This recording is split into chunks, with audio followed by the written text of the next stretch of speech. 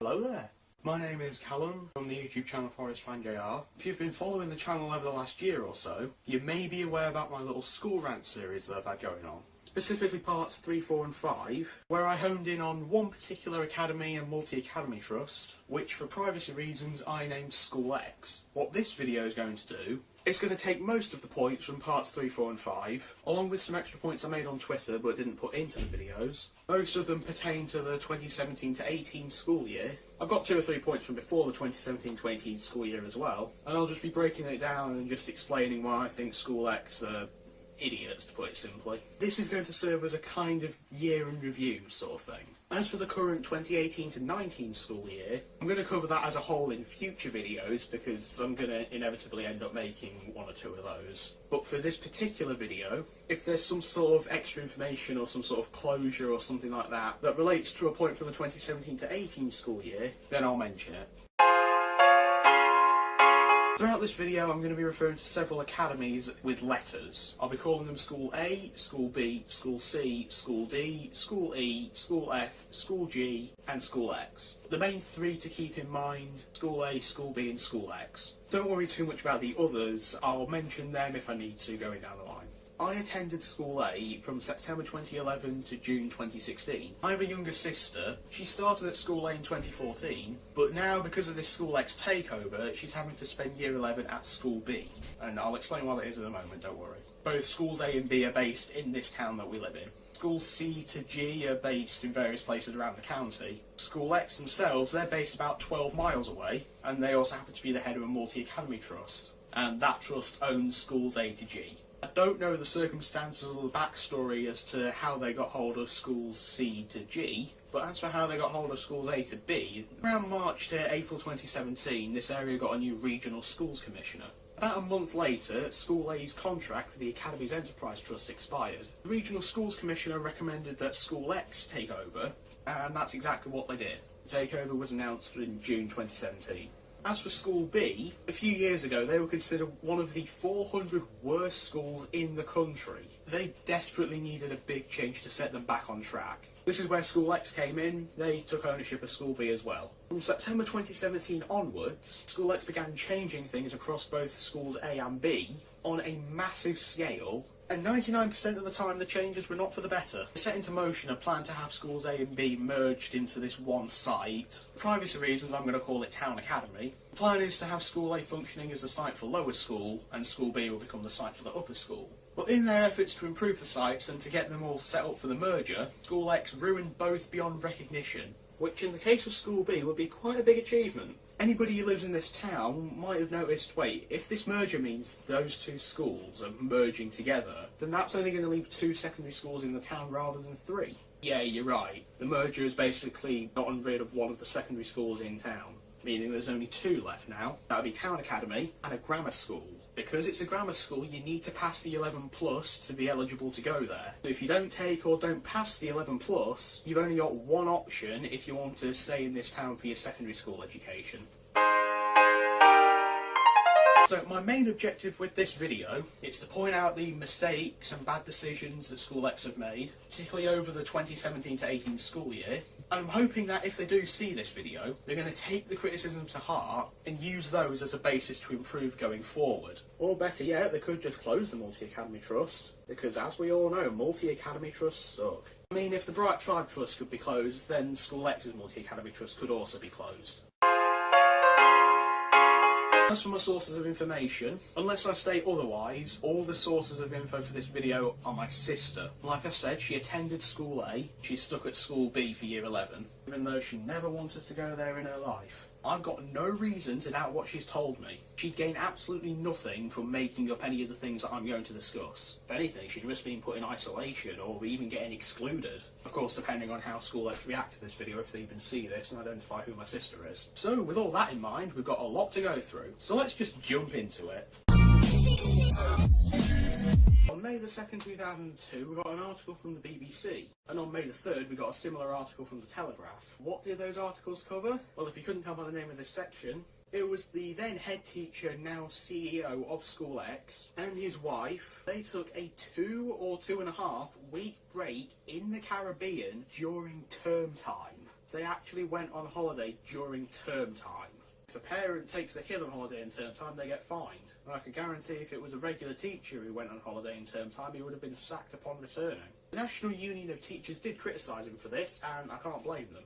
An NUT official called Colin Tarrant said he'd never heard of anything like it before. He compared it to David Beckham taking a holiday in the middle of the football season or a vicar taking Sundays off. He also pointed out how it sets a bad example, and it makes it look okay to go on holiday in term time when it's really not. And it's the complete opposite message of what the NUT are trying to send. I have to say, Colin's spot on. This really does set a terrible example. I mean, he's the head of a school, and he's making it look okay to go on holiday in term time. This is something schools have been actively fighting against for years. Cases like this definitely don't help. The Telegraph article mentions how the School X staff were furious with the head and his wife for setting a bad example, and the region's executive member of the National Association of Schoolmasters Union of Women Teachers, he went as far as to accuse the head of undermining the government's stance on school attendance. I can't really say I disagree with him. Part of the problem with this incident was the timing. Remember, I said the articles came out at the start of May. Hopefully you're fully aware that the middle of May is when GCSEs truly begin.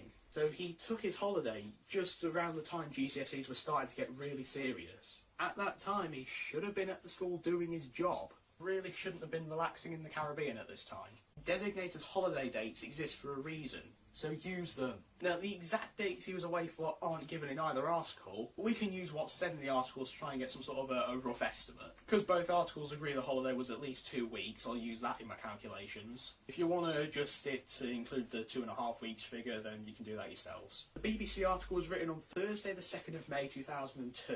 It states he returned a week before. That would place his return around Thursday the 25th of April. But to me, it'd make a little bit more logical sense to return on a Monday rather than a Thursday, and the Monday for that week was the 22nd of April. So we'll put his estimated return between the 22nd and 25th of April. The break was 2 weeks, so if we work backwards, that would put his estimated leaving dates between the 8th and 11th of April. Okay, so what about the Easter half term? That would have been the closest holiday to this, so when was that? Well, term dates vary a bit from school to school, and I couldn't find the School X term dates for the 2001 to 2002 school year anywhere. But I could find Hartismere School's term dates, so I'm going to have to use those. I can't imagine the dates would have been too different, though. Hartismere's Easter holiday started on Friday, March the 22nd, and it ended on Tuesday, April the 9th. I'll have a little graphic on screen now to show this. If my calculations are correct, that means he started his 2-week holiday just as a designated 2-week holiday ended.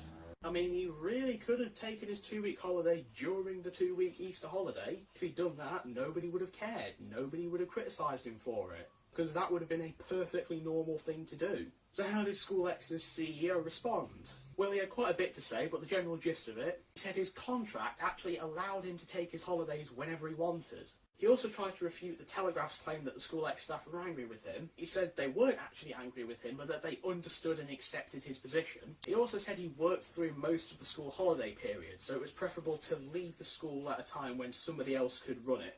I don't know why he did things in that order. He could have easily taken his holiday during the Easter break and then done his work when he got back. If it was some important work that had to be done before the end of Easter, could have taken it with him and done it while on holiday. So instead of taking his 2-week holiday during the designated 2-week holiday and then doing his work when he got back, he worked through the 2-week holiday and then took a 2-week holiday after the designated 2-week holiday. And he left someone else to do his job for him.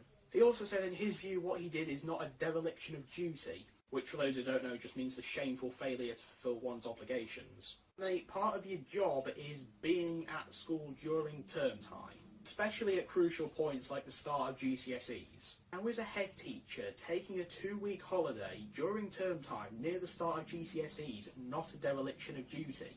Taking a 2-week holiday after a designated 2-week holiday and leaving someone else to do your job for you is, in my view, failing to fulfil your obligation. Shame on you, CEO, shame on you. After looking through his response, the main thing I noticed was he didn't address one of the criticisms, which was him setting a bad example. As the head teacher, now CEO, of a school, he of all people should be setting a really good example for the students. He should be making it clear you don't go on a holiday in term time, especially at a crucial point like the start of GCSEs. And also, you probably shouldn't take it right after a designated holiday time ends. So, with him taking a holiday in term time, and then finding parents who take their kids on holiday in term time, kind of makes him a little bit of a hypocrite. How can the head of a school be okay with fining parents who take their kid on holiday in term time, but he's alright with him himself going on a holiday in term time? So, for those who don't know what a planner is, it's basically this little book. It's given out at the start of the school year to all students, used to write in homework, keep track of attendance, provides information about the school itself, it provides useful information about some of the subjects. Nice little thing to have for a student. This one that I'm holding was the School A planners, the one I had when I was in year 10. And the School A planners weren't perfect, but they got the job done well enough. School X completely changed the planners in more ways than one. They changed the appearance to start with, so it doesn't look like one of these books. It now looks like Tom Riddle's diary. But believe me, there's so much more. So let's cover some of the numerous errors and the flawed logic in these planners. Firstly, it took them 2 weeks to get these planners handed out to everybody. Students are supposed to get the planners on the first day of the school year, but they didn't get the new School X planners until 2 weeks into the first term. And in the 2 weeks that were spent waiting for those planners, students had to write homework on either their hands, a scrap piece of paper, or a planner replacement sheet.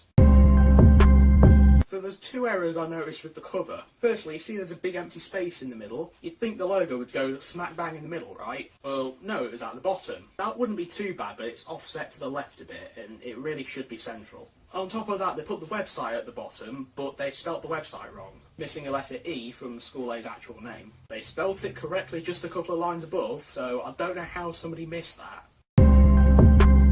So one of the first things that we see in the planner is a stapled pink slip. This pink slip is called the Medical Appointment Passport. It's basically School X's version of an absence notes page. School A planner had these pages for absence notes where you fill in how long you're off for, why you were off, and then you get your parents to sign it. For some reason, School X didn't put those pages in the planner at all. Then in April, they brought out the medical passports and they had everyone staple them into the planner. The medical passport only has 4 big spaces. Only 4. School A planner had 5 spaces on 2 pages. Why has School X taken this step backwards by removing the page and then introducing this pink slip that has fewer spaces to fill in? To top it off, the medical passport is only for doctors to sign and date. It's not for when students are at home ill, it's only for when you've got a medical appointment. That means there's nothing in the planner whatsoever to cover when a student is at home ill and they don't need to see the doctor. These pages in the School A planners are written in such a way where you can apply both, so you can write in one of them at home ill from whenever to whenever, and then the next one below it you can write medical appointment on whatever day. And on the medical passport, the doctor doesn't need to write a brief description of what the appointment was for, they just need to put their signature in the date. Then we have the contents page, and the pages are wrongly numbered. For example, the drugs information page, that's listed as page 21, but it's actually page 19. Page 21 is the searching of students. But I think I know why the pages are wrongly numbered. You can see at the top of the contents, pages 4 and 5 are listed as Academy maps, but there are no maps in this planner. So either the maps were somehow accidentally missed out, or for whatever reason they were removed maybe last minute and they didn't get the contents page updated in time. The wrongly numbered pages kind of lead me to believe it's the latter. Then there's the term dates. Believe it or not, they actually printed those wrong the first time. Luckily somebody noticed, and the School X printed out stickers to put over the wrong dates. So good job to them for correcting the mistake, but it really shouldn't have happened in the first place, ideally. And if you want an example of how badly they messed it up, You can faintly see under the sticker it says the summer term began on April the 9th, but the sticker with the corrected dates points out that it's actually the 16th. So this segment says, students must stay in the playground or dining hall before the start of lessons during break and in the lunch period, unless their head of house has given them permission to be indoors. So basically, outside of lessons, you're not allowed indoors unless you're going into the canteen or dining hall. But you can ask your head of house for permission to be indoors. It's a little bit difficult to do that when you're not allowed indoors, but they spend most of their time indoors, so you can't really track them down to ask for permission to be indoors. Problem with not being allowed indoors at all, except for the canteen or dining hall, means it gets a little bit problematic when it's cold, or when it's raining, or when it's snowing. Obviously, the canteen isn't big enough to fit all the students in the whole school in it. Basically forcing the students to be outside the freezing cold. It's as though they want the students to get hypothermia or something. I'm sure they don't, but... So this segment, self-explanatory, just explains the stuff you shouldn't bring into school. It lists the obvious things to not bring in, like knives, matches, cigarettes, fireworks, etc. Yeah, if you want to ban those, fair enough, completely understandable. Some of the other things that are listed, hair gel. Yeah, they listed hair gel as a dangerous article or substance. How is hair gel dangerous? What harm does hair gel do? Bottles of liquid paper. Now, I had no idea what this was when I first read it, so I googled it. The main thing that came up was Tipp-Ex and correction fluids. I mean, they could have just put correction fluids, for example, Tipp-Ex, rather than bottles of liquid paper. At least that way everybody would have known what you meant. This is the only one where they've actually given a reasoning for being banned. It's forbidden by the exam boards, and it's a poison. School X, you do know correction fluids are only poisonous if you drink them, right? They're not poisonous to touch, otherwise they wouldn't be on the market. Smartwatches and fitness trackers. I don't know what harm a fitness tracker is going to do. I don't see how that would hinder education. The way I see it, if anything, banning them just discourages a healthy lifestyle. It also seems like only Apple Watches are classed as smartwatches. They don't even do a good job of enforcing that ban. The last thing is mobile phones. I'll come back to the mobile phones bit later on in the video. So this segment says that you should complete the planner on a daily basis. What on earth do you mean by complete the planner? Surely there was a better way of putting students must fill in their planner on a daily basis. Oh wait. This bit also says failure to enter homework can result in an academy detention. I'm sure what they meant by that was if you don't hand your homework in, you get detention. But because of how this is written and where this is written, it makes it look like if you don't put your homework in your planner, even if you do it and hand it in, you still get detention. Getting detention for not writing in or even doing extra pointless work is way too extreme. Hopefully that's not something that's ever been enforced. So the uniform is something I'll come back to as a whole later on in the video, but there's just one typo I wanted to point out on this page. However, only plain black coats, which can included reflective panels, are acceptable. Which can included? Do you mean which can include? Your grammar sucks, School X. So the section about discipline is relatively okay. The punishments are fairly standard across most schools, and they're in a sensible order. I couldn't help but notice the bit about detentions, it only says detentions at the end of the day. No mention of break or lunchtime detentions, just after school ones. After school detentions aren't the best thing in the world. They're not great for students who don't have a way of getting home afterwards, like if they miss their only bus home because of an after school detention. And it's also not the best thing during the winter months when it's dark and cold early, especially if they have to walk home in the winter months after the after school detention when it's dark and cold. Then we have the bit about permanent exclusions. Here they list various reasons they've given in the past for permanently excluding students. Most of them are understandable, like bringing weapons into school, or being violent in general, but there's 3 things given there that I'm not so sure about. Persistent disruption to the learning of others, and persistent refusal to comply with the discipline procedures. Permanent exclusion for that is definitely way too far.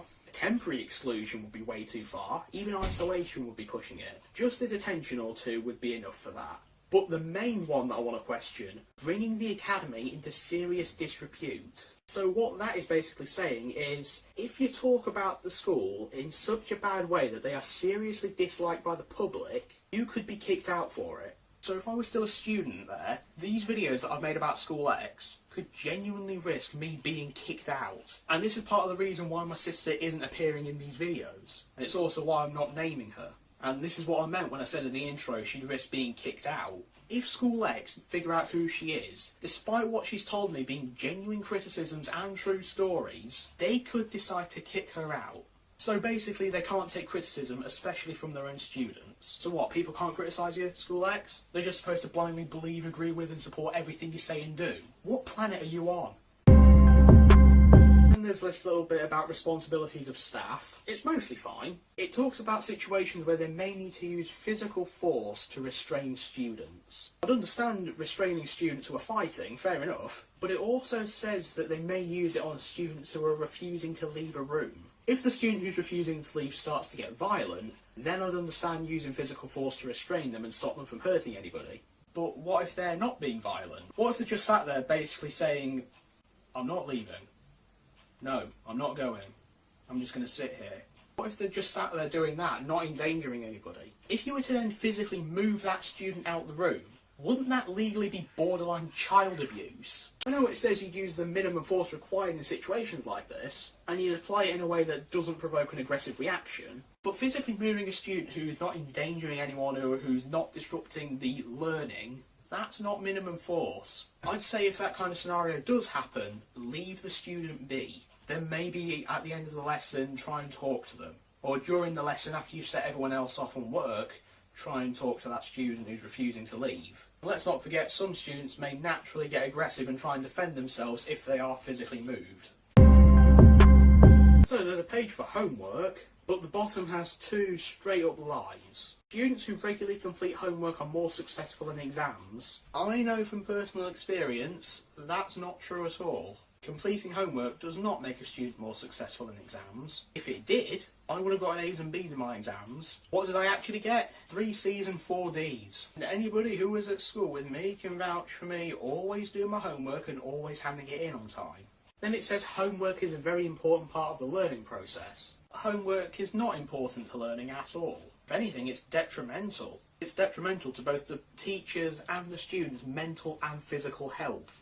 They're made to complete and mark this extra pointless work that counts for nothing. It stresses both the teachers and the students out more than they already are, and they're having to waste their time doing this homework instead of revising for exams, or hanging out with friends and family, or completing more important work, or sleeping. The negative effects of homework have been proven again and again by numerous studies. The negatives of homework far outweigh any of the benefits. Just if there are any benefits. Then there's this page, a homework timetable. School A also had the exact same page in their planners, but why is it there? What's it for? Neither School A or School X have explained how this page actually works. And because nobody knows how it's supposed to be used, it just ends up being used for doodling or making notes, so it's just completely ignored. So School X, if you're going to have this page, that's fine, but can you at least explain how it's used and what the purpose of it is? Here we have the page for students to track their own personal attendance. School A also have this page, and they went about it so much better. Firstly, with School A, filling that page in was optional. School X made it compulsory. Secondly, as you can see, they divided it into terms. School X did not do that. Instead of doing that, School X added in weeks when school's not even open. Like you see on the picture, all those days that are crossed out with an X, those are the days when school wasn't open. I counted 9 full weeks of school being closed on this personal attendance page. Why are those even there? That's just a waste of ink. Then there's one of the many calendars in the planner. This particular one features August 2017 and August, September and October 2018. I shouldn't need to point out that school wasn't open in either August 2017 or 2018, and you get a new planner in September with a new calendar anyway. So I don't think there's really that much point in having September and October there. Also, I've got to love how at the start of this calendar it says remember not to take holidays in term time. Somebody please remind the CEO of that rule. Then we get to the main bulk of the planner, that being the pages for actually writing your homework in. Believe it or not, this page has the same problem as the attendance one. It features weeks when school's not open. 10 weeks this time. That's not counting when it's open for just part of the week. The rest of this bit of the plan's fine. But again, why have they featured weeks when school's not even open? It's just wasting paper and ink. These pages are supposed to be for writing in homework you get on the day. you're obviously not going to get homework on days when school's not open. I will give credit where it's due though. Kudos to School X for actually putting lines to write on. School A did not have that, they just had plain boxes. So as for the errors, like the typos and the term dates being wrong, who was blamed for it? Well, in the letter School X sent home regarding the issues with the planners, they pinned all of the blame on the printing company. School X, you can't pin all the blame on the printing company. You need to accept that you were to blame for at least some of the errors, like the incorrect term dates, for example. Can't imagine the printing company would know what the term dates were going to be, and when School X sent over the stuff they wanted printing, the people at the printing company probably would have thought, they would have checked this before sending it our way. It's correct, put it in. Given that the calendars include weeks when school's not even open, they don't have too much else to base it off. And on top of that, after the printing company sent all the planners off to School X so they could get them handed out to the students, you would have thought somebody from School X would have had a quick look through the planner to see if they could spot any mistakes. If they did do that, they clearly didn't do the job very well. Same letter where they pinned the blame on the printing company also said they'd bring out new planners with all the issues corrected. They never did that. There really is more I could say about the planners, but because this video is long enough as it is, I'm going to leave it there. I will add the 2018 to 19 planners were a bit of an improvement. They corrected the typos. From what we can tell, there aren't any sort of issues with like the term dates or anything like that, but they still feature a lot of pointless pages and poorly worded sections, so I can't give them full credit. So in the planner it states the uniform rules, or academy dress policy as it's officially called. Criticism here that probably should belong in the planner section. Despite the uniform being exactly the same across the whole school, School X apparently felt the need to divide it into 4 sections based on year group and gender. School A definitely handled it better by having just 1 paragraph rather than 4. But of course they changed what the uniform was with School A quite a bit. They banned skirts and tights, and that was something most of the girls weren't exactly happy about. Now you could suggest, well, maybe it's because it's not really fair the girls are allowed skirts or trousers while the boys are only allowed trousers. So that I'd say, why not let the boys wear shorts if they want? Hell, why not let the boys wear skirts if they want to do that? Now, there's a little bit of backstory to the banning of skirts with School X. They originally did this at their own site in October 2011. They did it without discussing it with the parents or students beforehand, and they cited health and safety reasons as their reasoning for doing this, as well as not wanting to be having to chase students all the time about the uniform.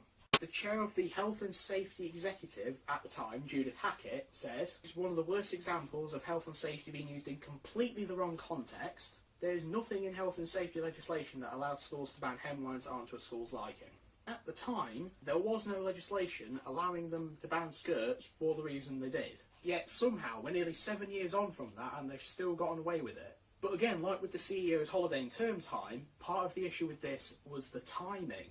Because along with them not discussing it with parents or students before the start of the year, they announced this ban a month after the school year started. Like the angry parents said, it should have been discussed before the start of the year, and if they were going to bring it in, then it would have to be brought in at the start of the year, not a month into the year. So ideally, School X should have discussed this with parents maybe around July, so that would have given parents all summer to get their daughters trousers instead of skirts, rather than getting skirts during the summer holidays, and then being told a month into the year, oh no, you're not going to be allowed them anymore. Now, School X weren't complete idiots with this. They did give parents some time to get trousers. They gave them until December to do that. At least they did give parents some time to get new uniforms sorted.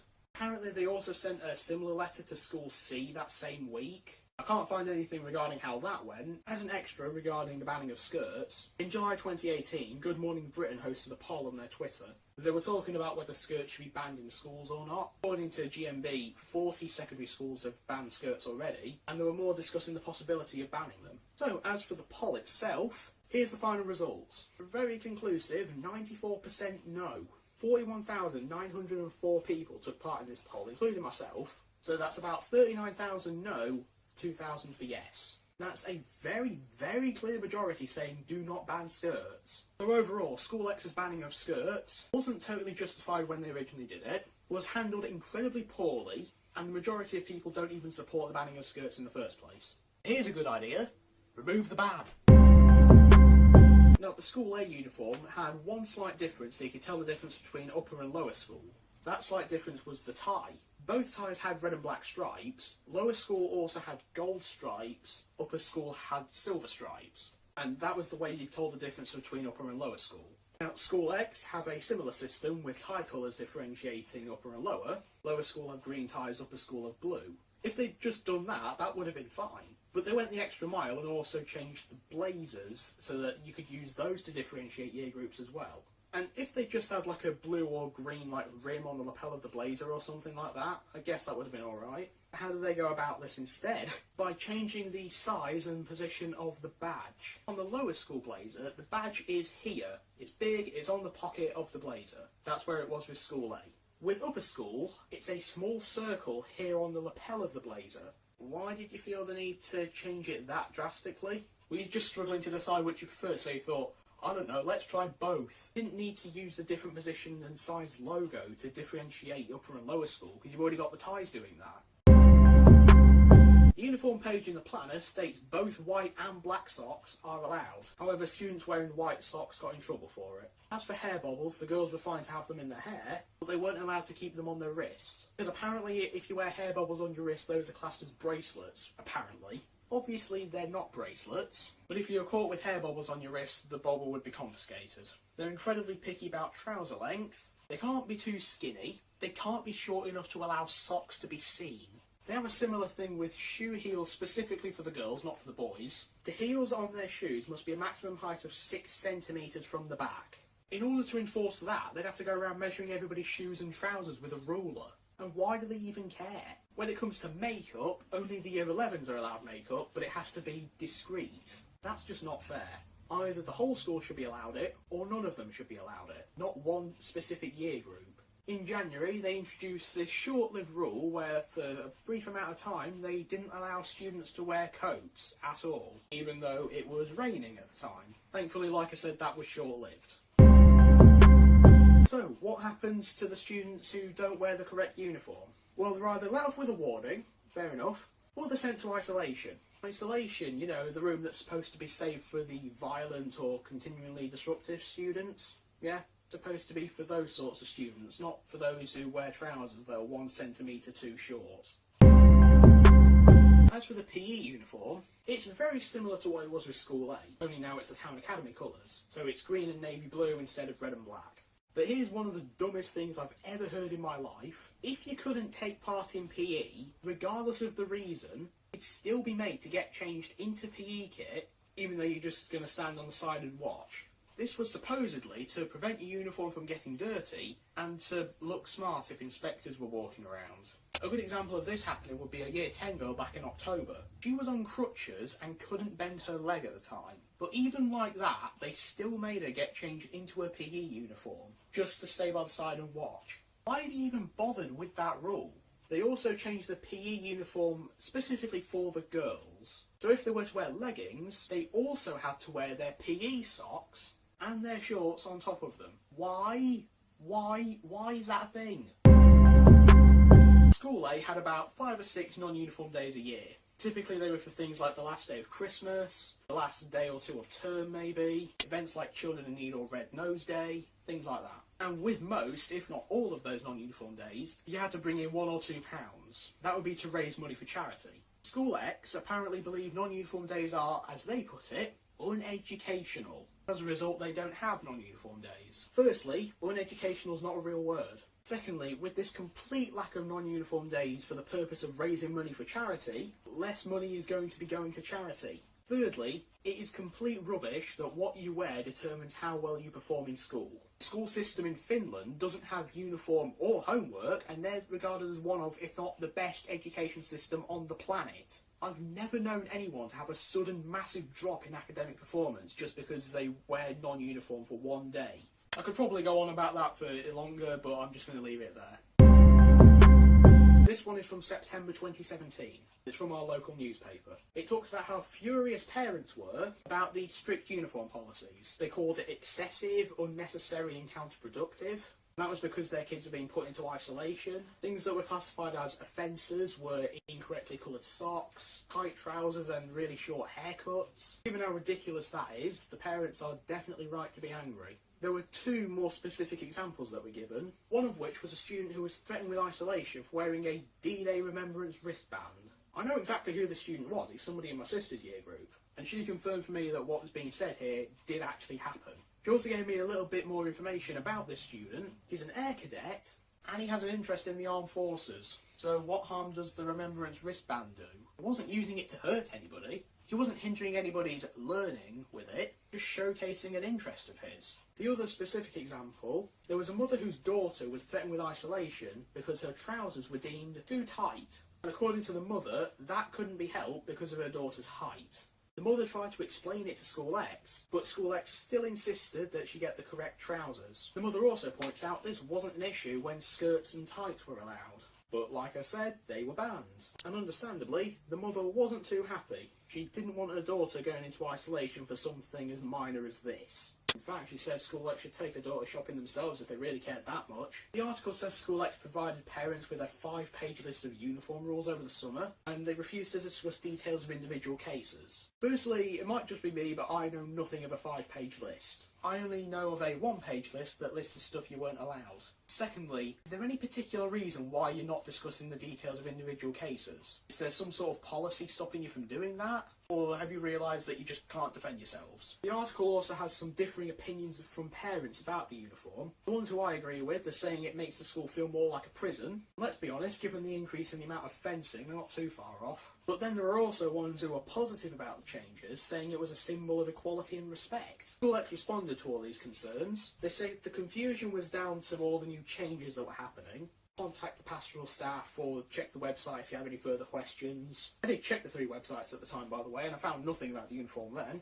Since then, that has been added to the website. Just a carbon copy of what it says in the planners, which again might not have been an issue if the planners weren't given out 2 weeks late. And they also make it clear no students were sent home as a result. That wasn't even called into question until they brought it up.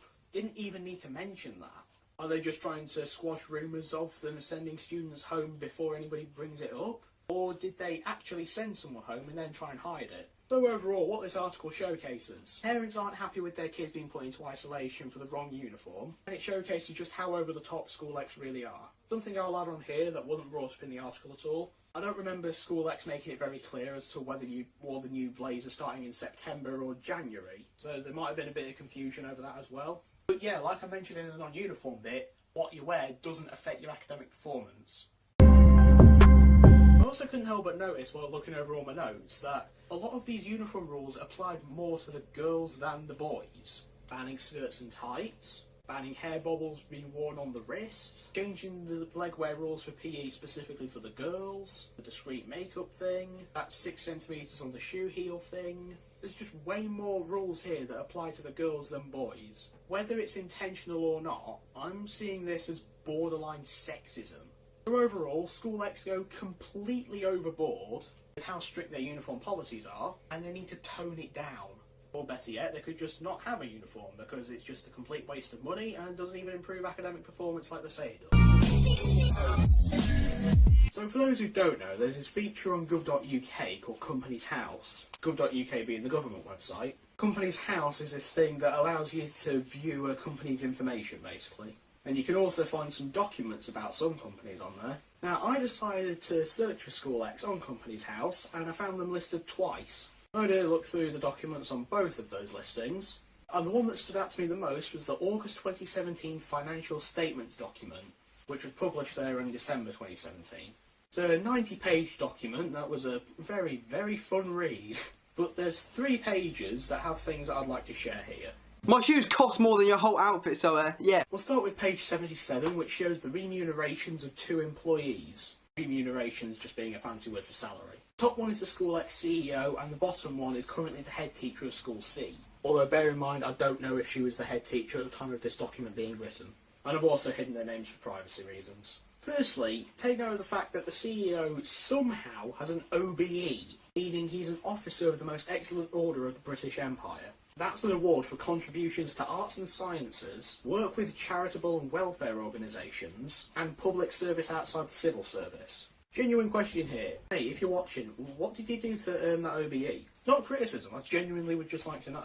But here is the actual criticism. If you take a look at the remunerations, you can see the CEO is paid over £180,000, and the current head teacher of School C, at the time of this document, was paid £15,000 to £20,000. By the looks of it, before resigning from whatever position she was in before, she earned £70,000 to £75,000, which to me seems relatively okay. There could very well be a reason why a pay dropped from 70 grand to 20, and these figures may have changed since this document was even written, but whichever way you slice it, the CEO is heavily overpaid. Here's a fun fact that ties into this point.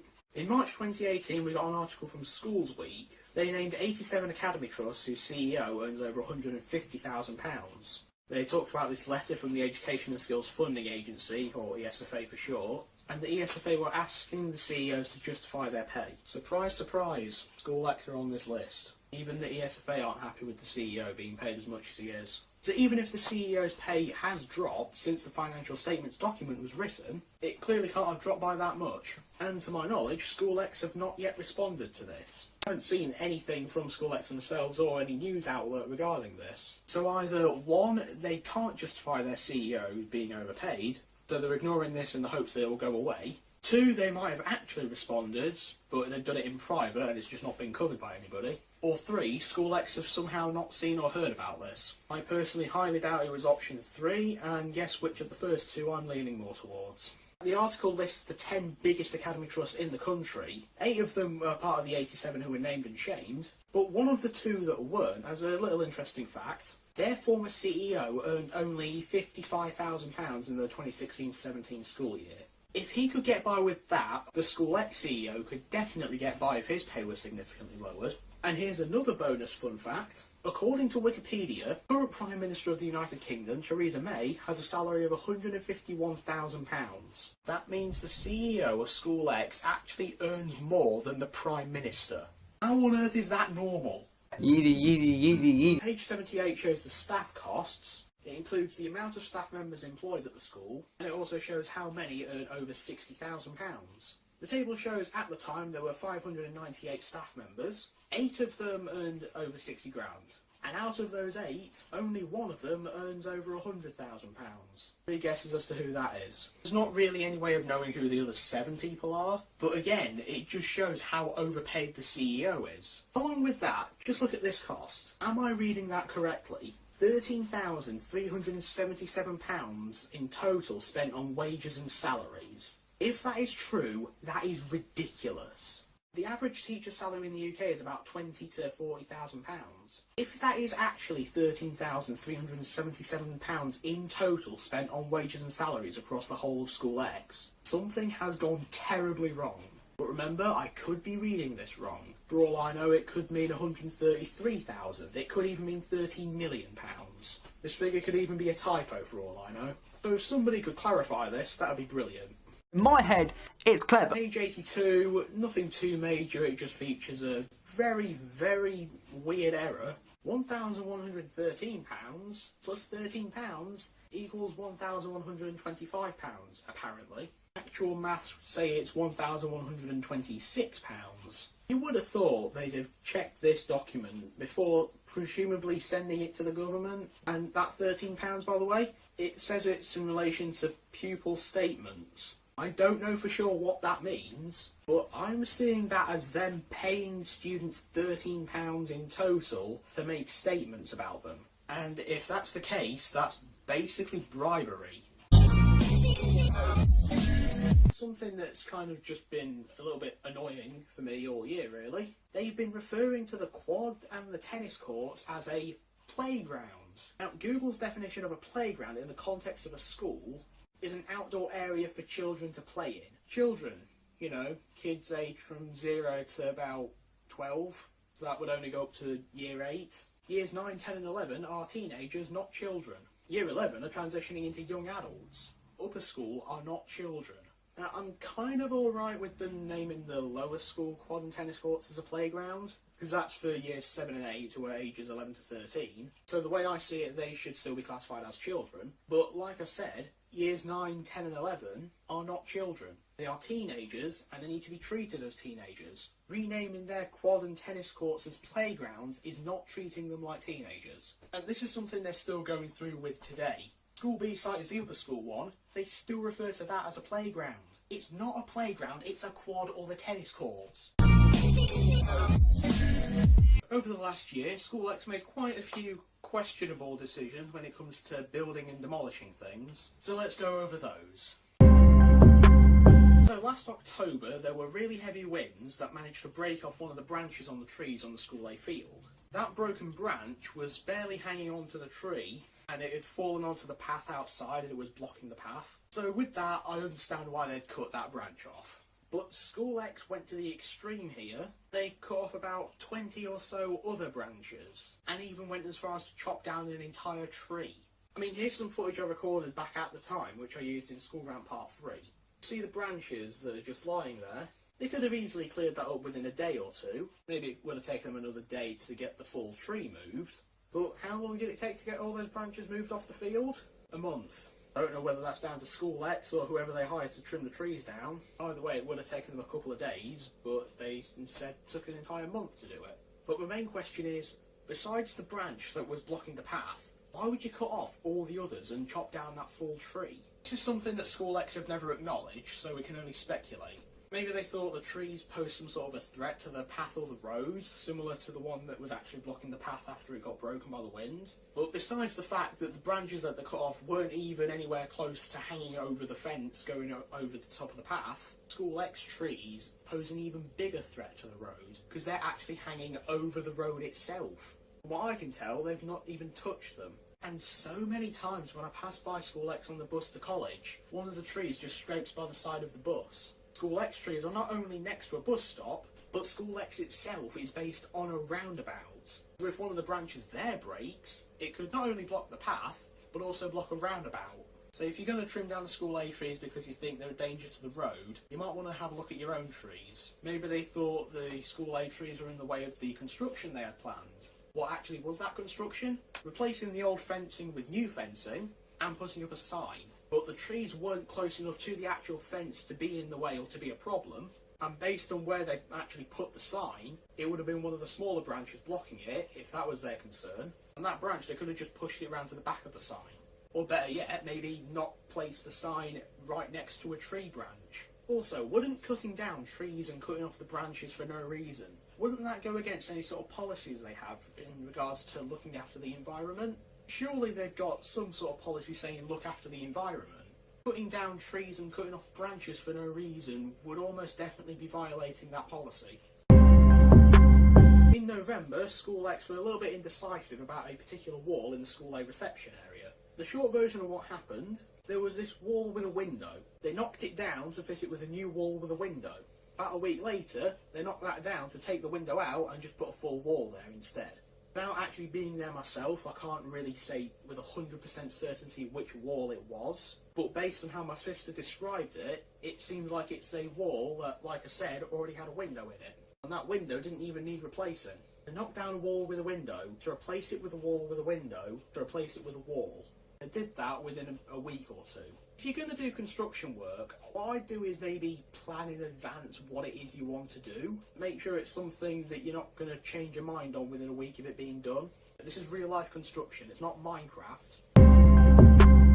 In early March, the gym roof was leaking. While we don't know for sure what the cause of the leak actually was, School X, to their credit, did something sensible. They put out buckets to catch the dripping water, and they put some traffic cones next to the buckets. Around that same time, they also put some scaffolding in the corner of the room.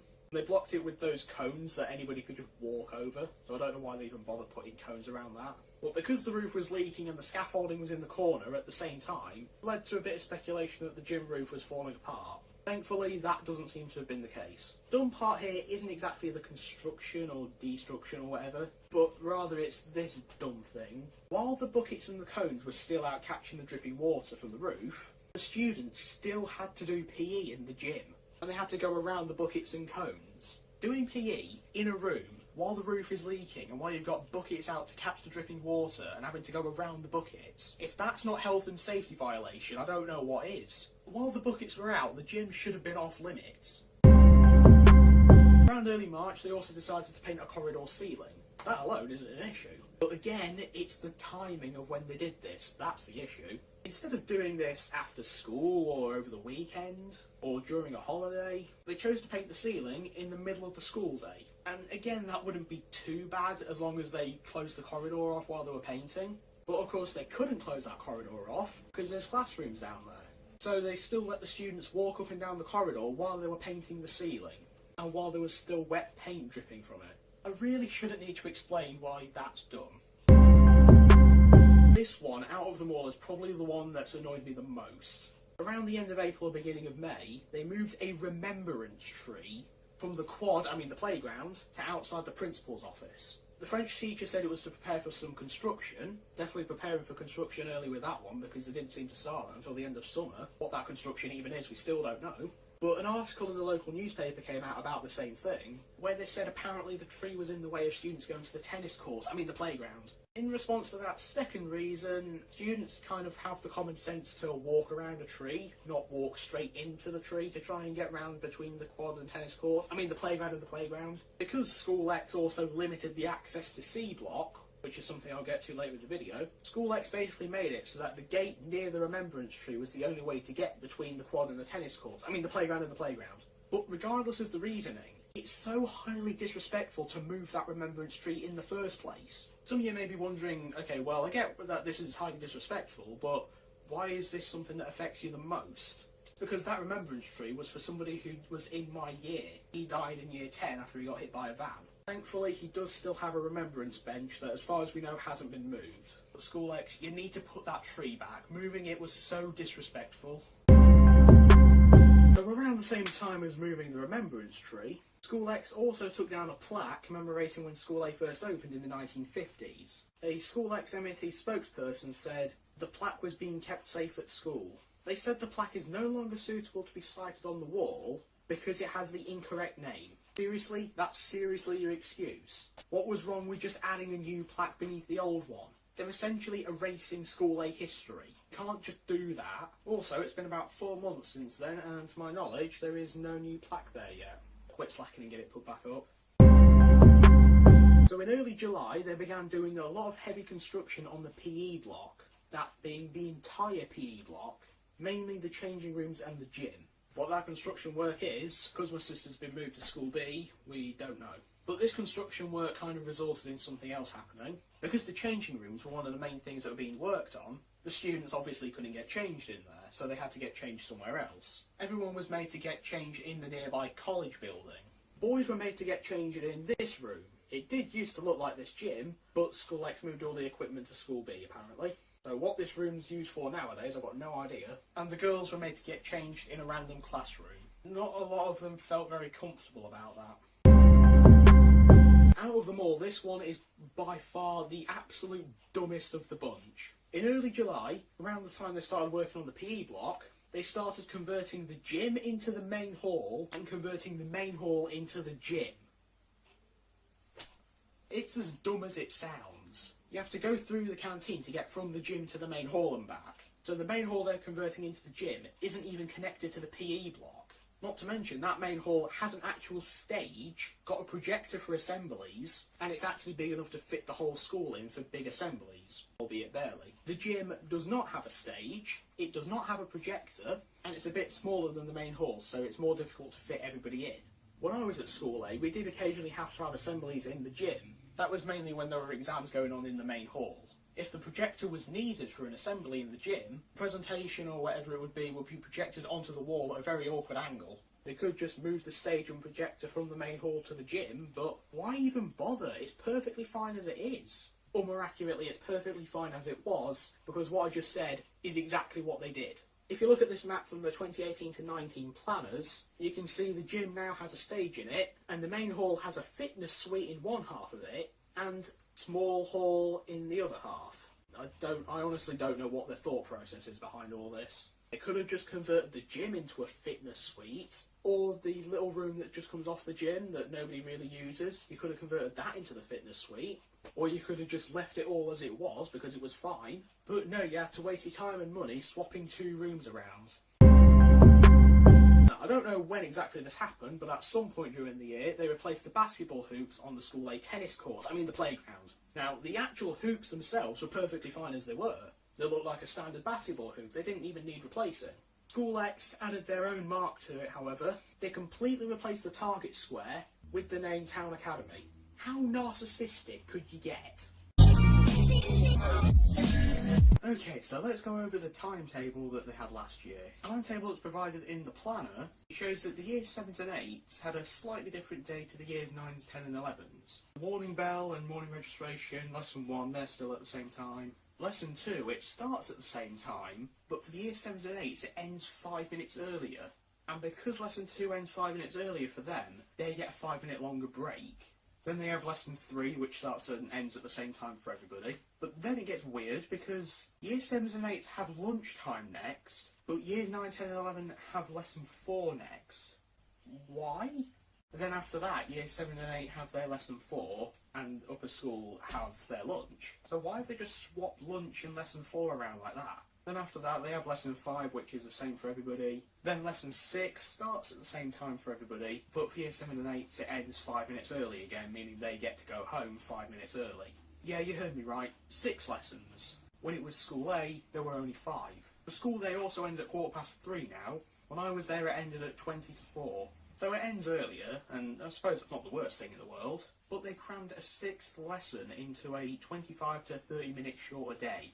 And the way they achieved that was by shortening the length of the lessons and varying those up a bit. So instead of it being 5 lessons, all of which are an hour, lesson 1 was 50 minutes, lesson 2 was 45 or 50 minutes depending on year group, lesson 3 was 50 minutes, lesson 4 was 50 minutes, lesson 5 was 55 minutes, and then lesson 6, 45 or 50 minutes, again depending on year group. The timetable really should be exactly the same for everybody across the whole school.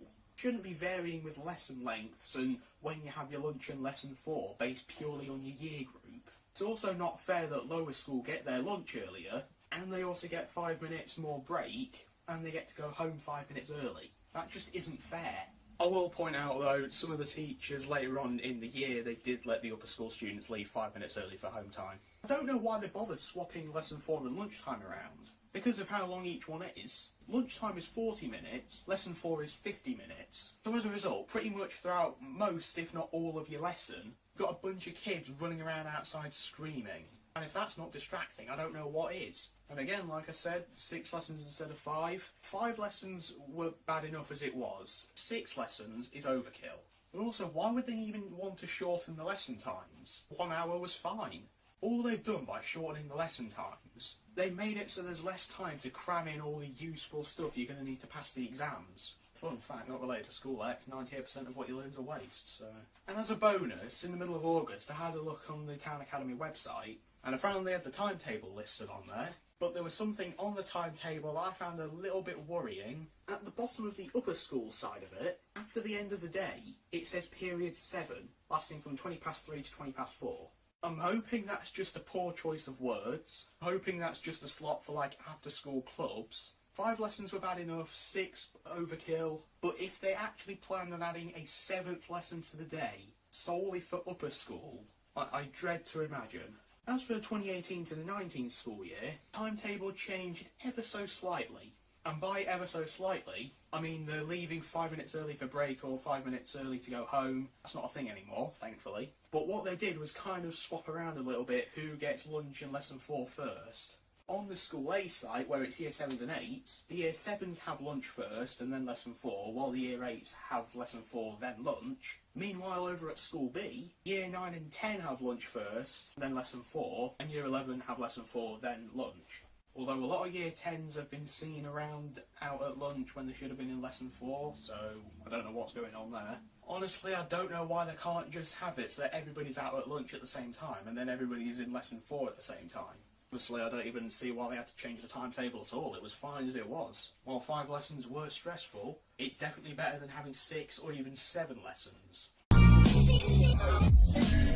So, School X set into place a bunch of new strict and quite dumb rules. Ones that definitely did not and would never have existed in School A's time. Firstly, here's one from 10 years ago, just so you know the strict punishments and rules and all that aren't something new for them. According to Wikipedia, in 2008, the School X head teacher, the same guy who took his holiday in term time, suspended 74 students for downloading and playing a game on the school computers. School A had their own version of this sort of thing play out when I was there. Because when I was there was this point where my year group found this thing called BetterNet. What you did with BetterNet, you download it and then it could unblock the blocked websites. A lot of my year group downloaded BetterNet and they used it to unblock mostly games and social media websites. Of course, because there were a lot of people using BetterNet, the staff eventually caught on, and the ones who were caught using BetterNet had to uninstall it and they were given a detention or two. And that was the end of that. So there you go, if you download something you shouldn't, at School X you get suspended, at School A you just got a detention or two. So School X, they're one of those schools where you say, oh, you should have gone at break when you asked to go to the toilet in lesson. That argument has problems of its own, which I'll discuss another day. But they do have a system in place on the off chance of the teacher letting you go. So firstly, during lessons, they lock all the toilets in the building, and there's a master key of sorts that's kept at reception.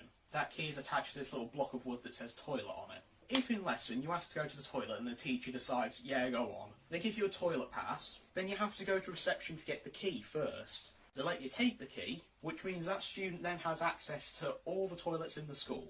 After that student's gone to the toilet, they then have to lock the toilet back up, return the key to reception, and then go back to class. Part of the problem with that system is that it takes way too long to go. Surely, if you let a student out to go to the toilet, you'd want them to come back to lesson as quickly as possible, wouldn't you? But by having them take a detour to reception to collect and then return a key, the student's out of lesson for a little bit longer than they would be normally. But then the toilets in School A C block, they seem to have had their own system in place specifically for lunch times. If you needed to go to the toilet at lunchtime, you'd only be allowed to go into one of the toilets in C block, and you'd only be allowed in through one of the 3 doors into C block.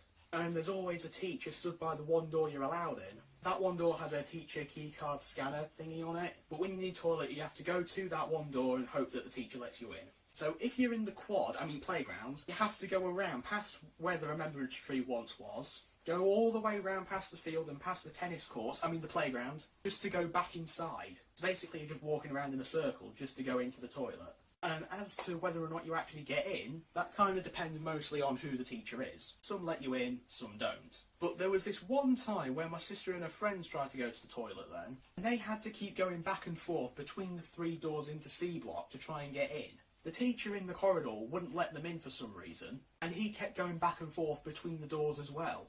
I'll have an illustration up here now to show it, but just imagine going back and forth between those doors on a loop for about 10 minutes, trying to get the attention of the teacher, only for them to go back to the door you were previously at. Then you'd go round to try and meet them, but then they've moved back to that door again.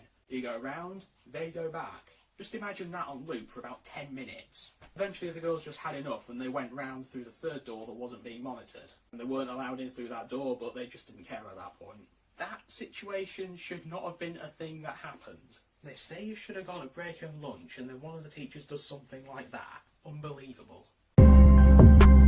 So if you didn't know, this year the UK had a massive snowstorm near the end of February and beginning of March. We'd also previously had a bit of snow around Christmas time. School X, of course, they naturally ruined any fun the students could have had. You'd have thought they'd just say, no snowball fights, and just leave it at that, right? Well, they did say that, but it's the punishment for doing it that's the problem here. Because with School A, if they said no snowball fights, but you threw a snowball anyway, you'd either get a couple of warnings, or you'd get a detention if you just kept on throwing snow.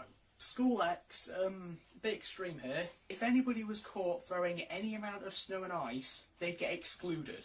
I wish I was joking. I understand if they don't want people getting hurt or things being damaged from having snow and ice thrown everywhere, but exclusion is too much. That is too far. Let them have a little bit of fun with a snowball fight. If things do go too far, give them a warning or 2. Then if they still don't listen, a detention is enough, and then you can just leave it at that. But guess what?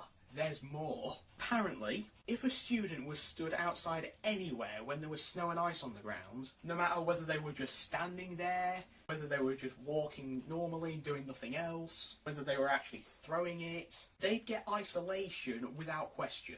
That's especially dumb for 2 reasons. Firstly, it's punishing students for literally no reason at all. Secondly, you might recall earlier, students aren't allowed indoors during break or lunch with the exception of the canteen. And again, like I said earlier, not everyone can fit into the canteen. So that leaves a bunch of people walking around or just stood around outside with the risk of being excluded or put into isolation, just for standing still, not interacting with the snow at all.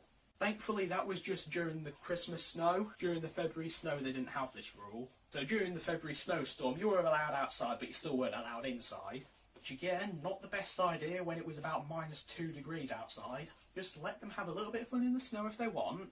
If they start going too far with snowball fights, a couple of warnings and then a detention will be enough. And if they just want to stay out of the cold or away from the snowball fights, let them stay indoors. Simple as that. However, I do have to give them credit where it's due. When the February snowstorm got really bad, they did close the school early. And they did get the word out in time. Unlike my college, when I found out it was closed after arriving an hour later than normal. So remember how I said in the planner section that aerosols are apparently banned? Well, it seems like they may have completely forgotten about that, because in early February they banned students from using aerosol sprays after PE, and the reasoning for this is so vague. They just said, and I quote here, because of a teacher at school X. They honestly couldn't get much more vague than that. What do you mean by because of a teacher at school X? Did that particular teacher have asthma and somebody sprayed aerosol straight at them or something? So school X, some clarification on that, that'd be great. Can we stop throwing because everyone's going to go home? March 15th, a year 11 girl got isolation. And why did she get isolation? Well, if you couldn't tell by the transition slide, she threw a piece of ham in the playground. Apparently she did this on March the 14th, even though she wasn't even in school that day. Which means either she did nothing wrong, or she actually threw the ham on like the 12th or the 13th or something. But even if she did throw the ham, even if she aimed it directly at like a vegan or a religious person, isolation would be way, way too harsh for this. Honestly, a detention would be pushing it. If she threw it on the floor, litter duty would be fine. If she threw it at somebody, make her apologise, and then move on. Simple as that, no need for isolation. So I said I'd come back to mobile phones, and here we are, talking about mobile phones in school. So at the end of the academic year, School X handed out this end-of-year letter on the 20th of July, and something that was written at the end of it was their rule on mobile phones. Now, I knew they didn't allow them on site at all, whereas School A only allowed them at break and lunch, but I wasn't aware of just how stupid the punishment is. So, for comparison's sake, with School A, if a student was caught on their phone in lesson, it would be confiscated and then returned either at the end of the lesson or at the end of the day. Like I said, if you had it out at break and lunch, as long as you weren't taking pictures of the staff without permission, you're fine. With School X, if you're caught with your phone out at any point during the school day at anywhere on site, it will be confiscated for not 1 day, but for 5. So if you're caught with your phone on site on a Monday, you get it taken off you and you don't get it back until Friday. So you don't have your phone for a week because it's being held at the school. But it gets worse, believe it or not. If the parent goes in to collect the phone at any point during those 5 days of confiscation, the student then gets a detention instead. Why? Why? 5-day confiscation is bad enough as it is. But then having a detention replace those remaining days of confiscation just because your parent collected your phone for you, that is ridiculous. Look, the 1-day confiscation is enough. As long as you get your phone back by the end of the day, that's fine. Maybe give repeat offenders a detention. But this is way too harsh. So throughout the year we had a bunch of staff members leaving School A. More than normal. Normally you don't get more than about 5 teachers who leave each year. But we have a total of 13 leave this year. And we don't exactly know the reasoning for a lot of them leaving. A fair amount of them showed no sign of wanting to leave before they did so. Normally teachers let students know in advance when they're leaving. And normally they'd explain why they're leaving. Like if they're retiring or if they've got another job somewhere else. But with some of them we have no idea why they've gone. So I'll quickly go down the list of the 13 staff who I know have left. And if I know the reason, I'll tell you the reason. Number 1, my old history teacher. We have no idea why he left. He just kind of left. Although I might not know why he left because my sister didn't have him as a history teacher. I have no idea who was in his classes at the start of the year. So he might have told them, but because I don't know anybody from those classes, I don't know the reasoning. Secondly, the old French teacher. She's retired, but she has joked about going to work in Aldi afterwards. So I imagine that'll be fun one day if I go to Aldi and find my old French teacher working there. Number 3, the art teacher. As far as we know, her departure has nothing to do with School X. She just wants to go and do art workshop stuff. Those are something that schools as a whole just don't offer. Number 4, my old philosophy and ethics teacher, who was also an executive principal. He's apparently gone to School X itself. No idea what exactly he does there, no idea whether he actually had any say in it, but yeah, he's gone. Number 5, my old English teacher. He's got another job, but we've got no idea what it is or where it is. Number 6, my other old English teacher. He also got another job, and we know what that is. She's now the head teacher of School E. No idea how much of say she had in that, but... Number 7, my old PE teacher, who this last year has also been a biology teacher. He's being transferred to School C. I'm 99.9% sure that was not his choice, and that's because School C is the furthest away from where he lives. He also said to his Year 10 class that he was being transferred for money reasons, but he didn't elaborate any further than that. Don't exactly know what he meant by money reasons. He could have meant maybe he'd get paid more at School C, though I don't know why they just offer him the same payment at School A. Could mean for some reason School X just don't want to pay him at School A. Other than that, I've got no idea what he could mean by money reasons. Number 8, my old Wood Tech teacher. Like my old philosophy teacher, she's also been moved to School X itself. And like with my old PE teacher, I'm 99.9% sure that wasn't her choice. In fact, she actually told my sister's group that School X requested she goes there. Something tells me that request was more of a demand. She even told my sister's group she wanted to take the group with her. 9 and 10, both librarians. One of them retired, but we don't know for sure why the other one left. The best theory that we've got is the library was closed, so she had no reason to be there. And I'll get on to the library being closed later in the video. Number 11 and 12, these are both teachers who came from School X to School A this year. They both went on maternity leave, so they're going to come back at some point. Finally, number 13, the most prominent of them all, the School A principal. Before the takeover began, back in June when it was first being announced, he made a brief announcement at that assembly. He planned to leave months in advance and that the takeover had nothing to do with him leaving. If that was the case though, maybe he could have told somebody that maybe, I don't know, a few months before you announced you were leaving. You know, when you first had the idea of leaving. I don't know why he waited until the School X takeover was announced, because now it just looks like they gave him the booze. Wood Tech teacher also apparently knows where the principal's gone now. She did tell my sister's group, but my sister wasn't really listening at the time, so she didn't hear the name of the place he's gone to, but apparently the principal is fully aware of what's been going on over the last year at School A, although my sister didn't hear what he thinks of it. And also, something else relating to teachers, School X said they'd ensure that if the regular teacher was absent, they'd bring in one of their teachers from one of their other sites to take the lesson over. Then they'd go back to the normal place when the regular teacher returned. And to the best of my knowledge, that rarely, if ever, actually happened. There were more supply teachers than there were actual teachers from other sites, like was promised.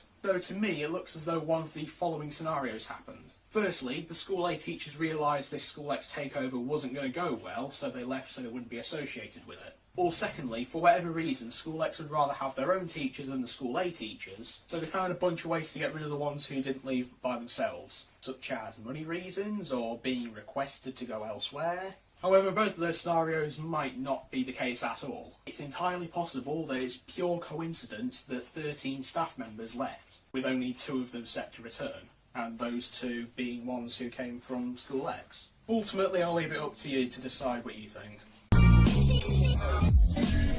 So, when it comes to the corridors at School A, there's been a history with both School A and School X of them limiting the access to it outside of lessons, or outside of queuing up for lessons at least. School A were a little bit inconsistent with just how much they enforced all these rules, but most of the time the rule was you're not allowed to be in the corridors during break and lunch. But that was only for the A and C blocks. It never really applied to the B block that much. Of course, School X have these rules, but like with a lot of the other things I've mentioned, they took it to the next level.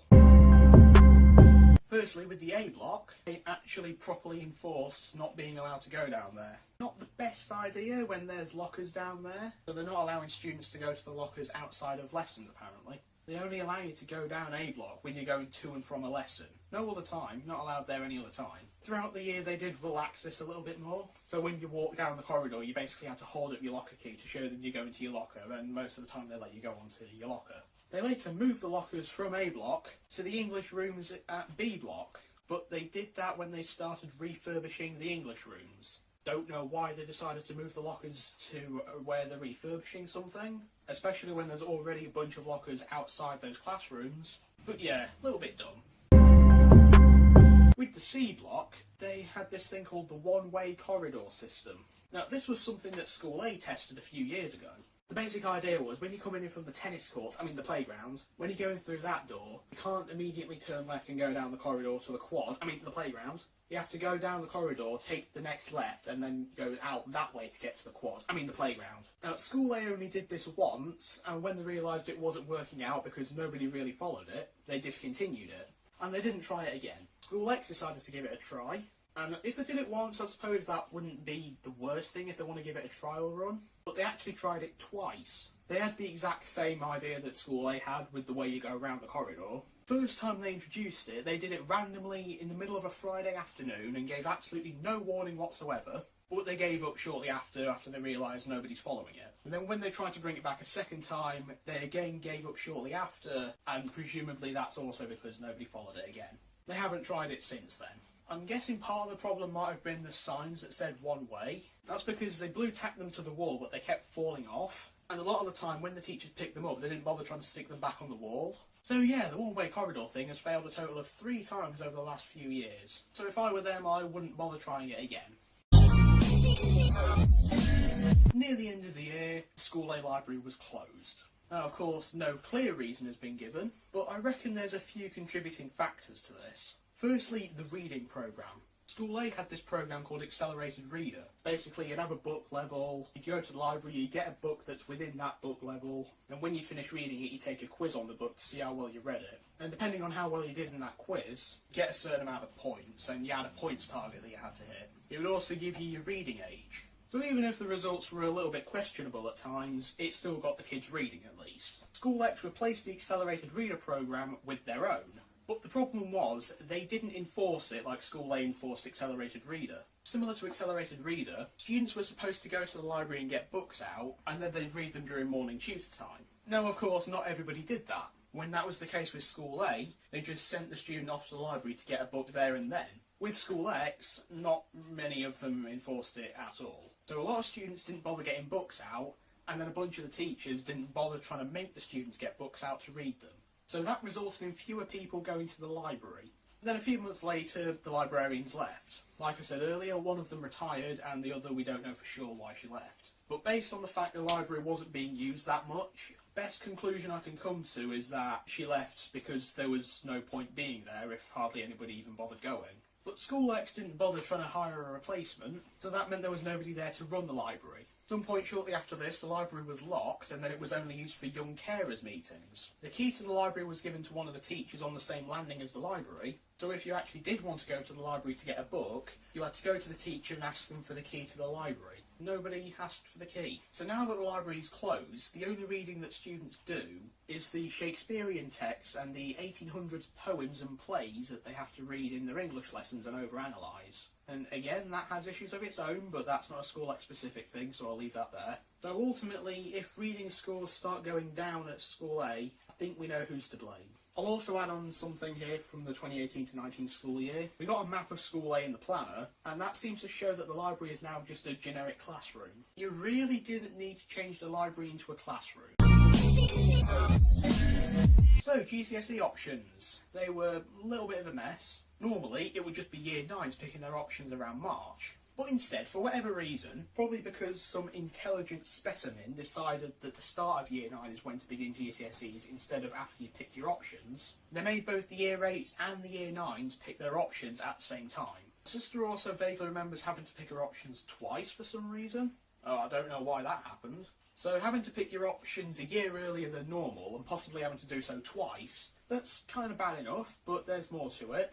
On gov.uk it states there are 6 compulsory subjects for GCSE students. This is part of the national curriculum. All schools have to make all their students take these 6 subjects at GCSE level. English, Maths, Science, PE, Citizenship and IT. Now, IT is the most notable one here because School X put IT down as an option rather than making it compulsory. They did make something else compulsory in its place. You had to pick one or more of history, geography or French. Now, you could say, well, School X, they're an academy. Academies don't have to follow the national curriculum, so they don't have to follow the rule of these 6 subjects being compulsory. But my counter to that would be, just acknowledge how important IT is in the real world. School as a whole is supposed to be about preparing students for the real world. And again, that's something that's not done well across the planet, but that's a topic for another day. IT is very important in the real world today. Society is becoming more and more reliant on technology, primarily with phones and computers. Of course, you've got people gaming a lot, cars are becoming more electronic, and technology is becoming increasingly prominent in things like medical care. And there's so many other things technology is used for in day-to-day life. It really would be beneficial for students to have at least a basic knowledge and understanding of how to use this technology. Even if the GCSE course would just be repeating stuff that was taught over the previous few years, much like my GCSE IT course was, that'd be better than nothing. And they definitely have the lessons available to do this in the timetable. School A managed it fine with their own timetable of only 5 lessons, and now School X have a 6th lesson in the day and possibly a 7th coming in. So they definitely have the lessons available to do it. If they haven't done it because there's a problem with how many teachers they have and are able to teach it, or a reason why they can't hire a teacher, or maybe do what they promised and bring over one of the teachers from the other sites. And again, this is something that School A had to do. Around the start of 2016, my IT teacher left, and she was gone for about 6 months. But after she left, we always had a substitute teacher there. Admittedly, yes, the lessons still weren't handled very well because we didn't get clear instructions all the time and not everybody knew what they were doing, but it's still better than nothing. So School X, get IT into the compulsory courses, and if you need to, hire a teacher or 2 for the job. So, the mock exams. For some reason, School X decided to hold those in the sports hall rather than the main hall, which is where they should have been. With School A, the mock exams were held in exactly the same way as the real exams. So you get your timetable, then when the actual exam comes around, you queue up in the canteen, alphabetical order by last name, but your name would be called, you'd go in, they'd direct you to your seat, then you get the exam, and then you'd begin. Do the exam, then they'd send you out row by row, and then that'd be that. School X changed this in more ways than one, and I don't know why they did this. So, like I said, they held it in the sports hall instead of the main hall, but before they even started, they got the timetables wrong. Timetables they handed out had the wrong dates, and the wrong times, and they didn't issue that many corrected versions. So, good job to start with, that's a brilliant job. Then when it came to lining up, instead of lining up in the canteen, they had to line up on the the playground. Their name would be called and then they'd have to go all the way around into the PE block and take the seat in the sports hall.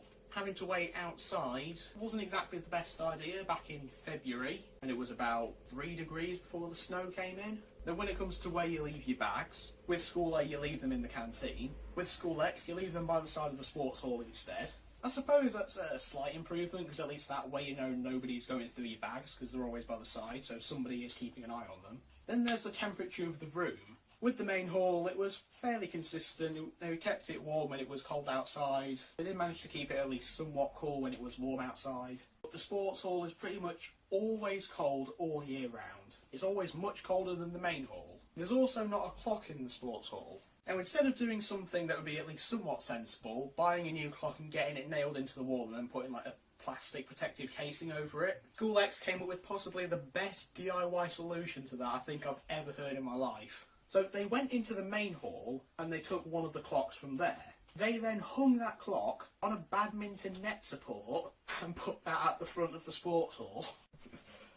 I really shouldn't be finding that as funny as it is.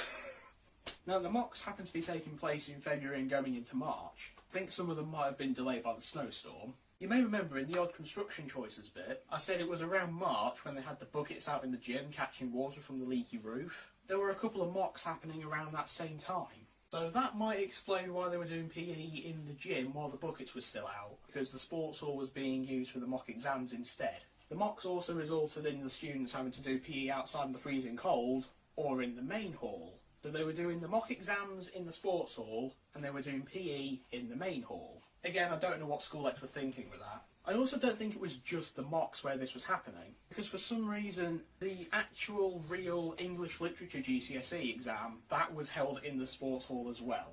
The other real exams, I don't know for sure if any of those were also in the sports hall, but either way, at least the English Literature exam was. And that led to another problem, which I'm going to discuss later in the video. So my last major point for this video, this is more going to be a collection of all these small incidents and the dumb moments that don't really fit into any of the previous points I've made, but it just further showcases the stupidity and the disorganisation of School X. Okay, so you know how the sites are called the Upper and Lower Campus? Believe it or not, that wasn't their original names. They were originally called the North and South Campus. But midway through the year, School X changed it to upper and lower. What was wrong with the original names? What prompted you to change it during the middle of the school year? Why didn't you make any sort of official statement about it? Picked one name and stuck with it, at least until the end of the year? I'd say School X are actually wasting quite a lot of paper. And I'm not just talking about the planner having extra pages that it really doesn't need. I'm talking about letters that they send home to parents. You see, School A had this thing called parent mail. It was basically just a fancy email, and it was specifically for the school to send letters home to parents, with the intention of making sure parents actually got the letters, and to make sure students weren't forgetting or deliberately not giving their parents letters. And because it was digital, it saved quite a lot of paper and helped to look after the environment a bit. Of course, not all parents signed up to parent mail. Those parents were sent physical copies of letters. But it was still a system that worked really well. Because I know if my parents didn't sign up for parent mail, they probably would have gotten a lot less letters from school because I would have forgotten about most of them. School X completely abandoned parent mail. They only send physical copies of letters home. And their way of verifying that parents actually read the letters by having this page in the planner. You're supposed to write the date of when you get the letter, what the letter's about, and then your parent is supposed to sign it to say they've seen it. School X really could save so much paper and ink if they brought parent mail back. In December, we got an article in the local paper. It was saying School X weren't allowing community use of the School A facilities. For those who don't know, community use is basically where you allow outside groups or clubs to basically rent and use the School A facilities. That's mostly for events or gatherings. An example given in the article was a radio control car club. Back with School A, they were allowed to use the main hall for Friday evening for their meetings. School X weren't allowing them to use it at all. Another example is some sports teams. Netball and basketball teams were basically kicked out. And the town council brought this issue up, with one councillor saying it could have deleterious effects on community cohesion. In other words, it's not a good thing. The CEO of School X responded to this. In short, he said their priority is providing a quality education. They do have community use as long as it's cost effective, and as long as it doesn't impact student resources. They have an agreement with a charity status dog club, which is at no cost to the academy. They ended the car club's contract for financial reasons, but thankfully they didn't charge the car club for the use at the time. And he gave an open invitation to the council to visit School A to see the positive investments made in the interest of students. My response to your response, CEO: 1. Your education is not quality at all. Secondly, I'm not sure the whole impact on student resources thing is a valid excuse of yours. I mean, when I hear student resources, the first thing I think of is textbooks or glue sticks, pens, pencils, rulers, the sorts of things you'd find in a classroom. For the most part, what use would a car club or a dog club have for stuff like that?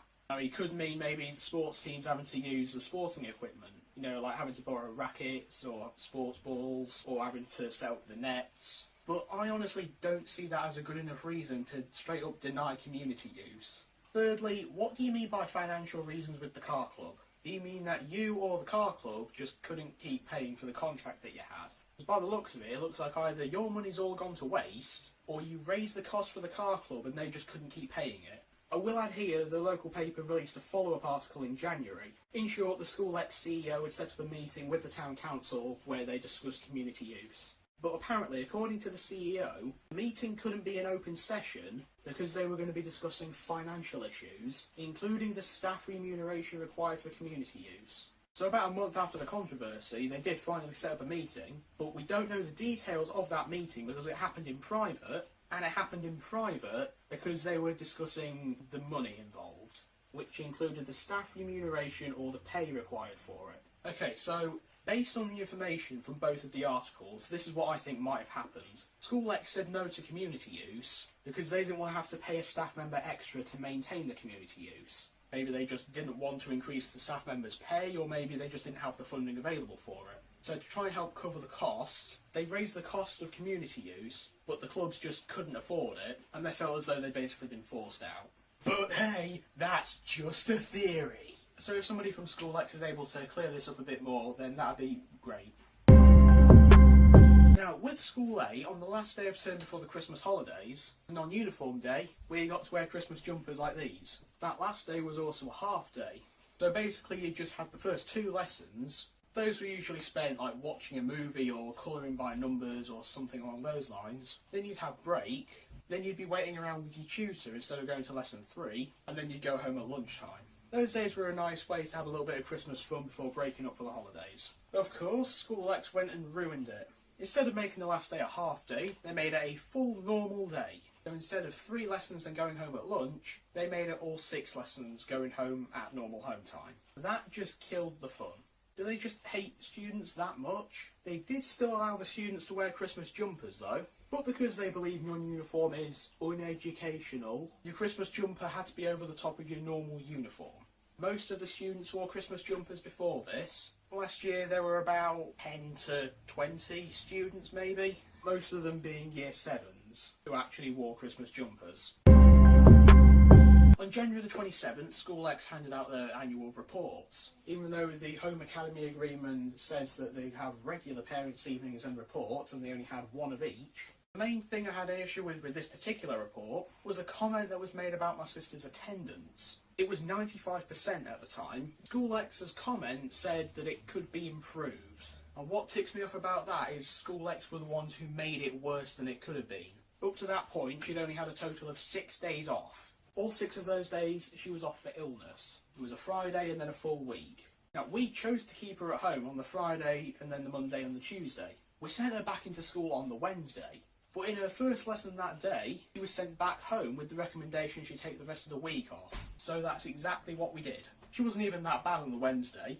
She could have remained at school that day. She could have gone back on the Thursday or Friday, perfectly fine. But they told us to keep her home, so we did. If they didn't send her home, her attendance would have been higher than 95%. And then they probably wouldn't have left a comment saying that it could be improved. So in short, they wanted her attendance to be better when they are the ones who made it worse. This is probably one of my smallest points, but it's just something I found a little bit interesting. On February the 8th, May the 28th and July the 6th, I made notes on what all these School X owned schools were rated on Google. And I noticed a bit of a trend. Here the ratings are, keep in mind all of these are out of 5. Notice how most of them have actually gone down, particularly with schools A and B. Out of all of these, the only one that went up was School C, but they went back down again. So when School X say they improve the schools, it seems like the general public don't agree. So, there's a sign at the School B site. It's next to this little driveway and it directs people towards the visitors' entrance for the school. Of course, School X modified the design of the sign quite heavily when they took over. Now, neither sign is perfect, but let me just show you them. Firstly, here's a picture from Google Street View in June 2017. This is what the driveway looks like. The actual sign is located in the bush on the left. Make sure you take a good look at the surrounding area. Now, here's a close-up of the sign. It's not perfect. It indicates the visitor's entrance is down that driveway when it's actually a little bit further up the road. But I'd say the School X design is slightly worse. It looks like something that belongs in the You Had One Job Twitter account. Bear in mind the sign is in the exact same position. Here's a picture of the sign I took in January 2018. Yeah, sorry that the picture's dark and there's the flash on. I took that about 7:10 in the morning on the way to the bus station for college. So as you can see, School X put their logos up in the top corners, which, that's fine I guess. But they added staff entrance only, and they barely changed the visitors entrance part. So this sign makes it look like both the visitors entrance and the staff only entrance are down that driveway. Which obviously they aren't. That's only the staff entrance down that driveway now. I would have thought somebody would have noticed this minor design flaw, but apparently not. And there'd be a way to get around this minor design flaw. Change the design of the sign, or put the visitors entrance part on that hill on the other side of the driveway. As a bonus, just look at the picture again. If you didn't notice, the bottom corner of the sign is actually dented and bent quite badly. Remember, School B had a reputation as one of the 400 worst schools in the country. Trust me, it definitely deserved that spot. But to my knowledge, that side wasn't dented for years, and the School X one was dented after only 6 months at most. Naturally, they did take the sign down to fix the dent, but they only did that in March. So they had a dented sign on display for about 2 months. Surely it can't have taken them that long to realise the sign was dented and bent like that. And then when did they get it put back up? In May, of course. So it took them 2 months to actually get it taken down, and then another 2 months to get it put back up fixed. I googled how long it would take to fix a dented sign, and it's something that would take a few hours to a few days. I'm assuming based on how the search result is written, they're talking more about cars than a sign. And I'm guessing trying to fix a dent on a car is going to be a lot more of a pain than trying to fix a dent on a sign. So either whoever was fixing the sign was super lazy, or School X was super lazy and slow with getting it put back up. Or maybe even super slow with getting it sent off for repair. So here's a very, very small point. There's one teacher who was extremely passionate about students walking on one particular bit of grass. That bit of grass is where the remembrance tree was. She spent most of her lunchtimes telling students do not walk on the grass. But she did this while she herself was stood on the grass. A little bit hypocritical if you ask me. She could have easily just stood on the path that goes all the way around that bit of grass. Or maybe sat on the remembrance bench that's there. But no, she tells people don't walk on the grass while she herself is stood on the grass. Various letters have been sent home over the last year, but there were two that really stand out to me for the mistakes on them. Firstly, there was a letter from November which discussed the new uniform. The actual letter itself was fine, except for the dates that were provided on it. Thursday the 7th of December and Friday the 9th of December. I don't think numbers go 7, 9, 8, School X. Then shortly into the start of the summer holiday, they sent out a letter regarding free school meals and the new system they've got in place for that, which is something to do with getting your fingerprints scanned and then using that to pay for your food or something along those lines. But it's who this particular letter was addressed to. It doesn't say Mr. and Mrs, it says Mr. and Mr. twice. So technically this letter was not sent to my mum and dad, it was sent to my dad and me. I don't know if this is an error that made its way into other letters, but good going, School X, good going. How did nobody notice these errors before printing off probably hundreds of copies? Surely you would have got someone to proofread it, but if you did, apparently they didn't do a good enough job of it. Back in April, School X changed the School A computer operating system. It previously was Windows 10. School X downgraded it to Windows 7.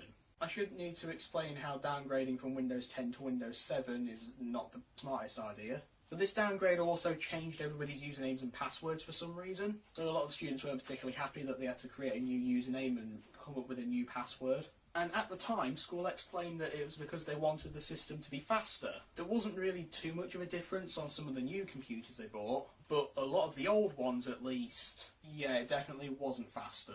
And then on May the 9th, School X announced that in September they were going to revert back to Windows 10 to sync up some sort of a network across both schools A and B.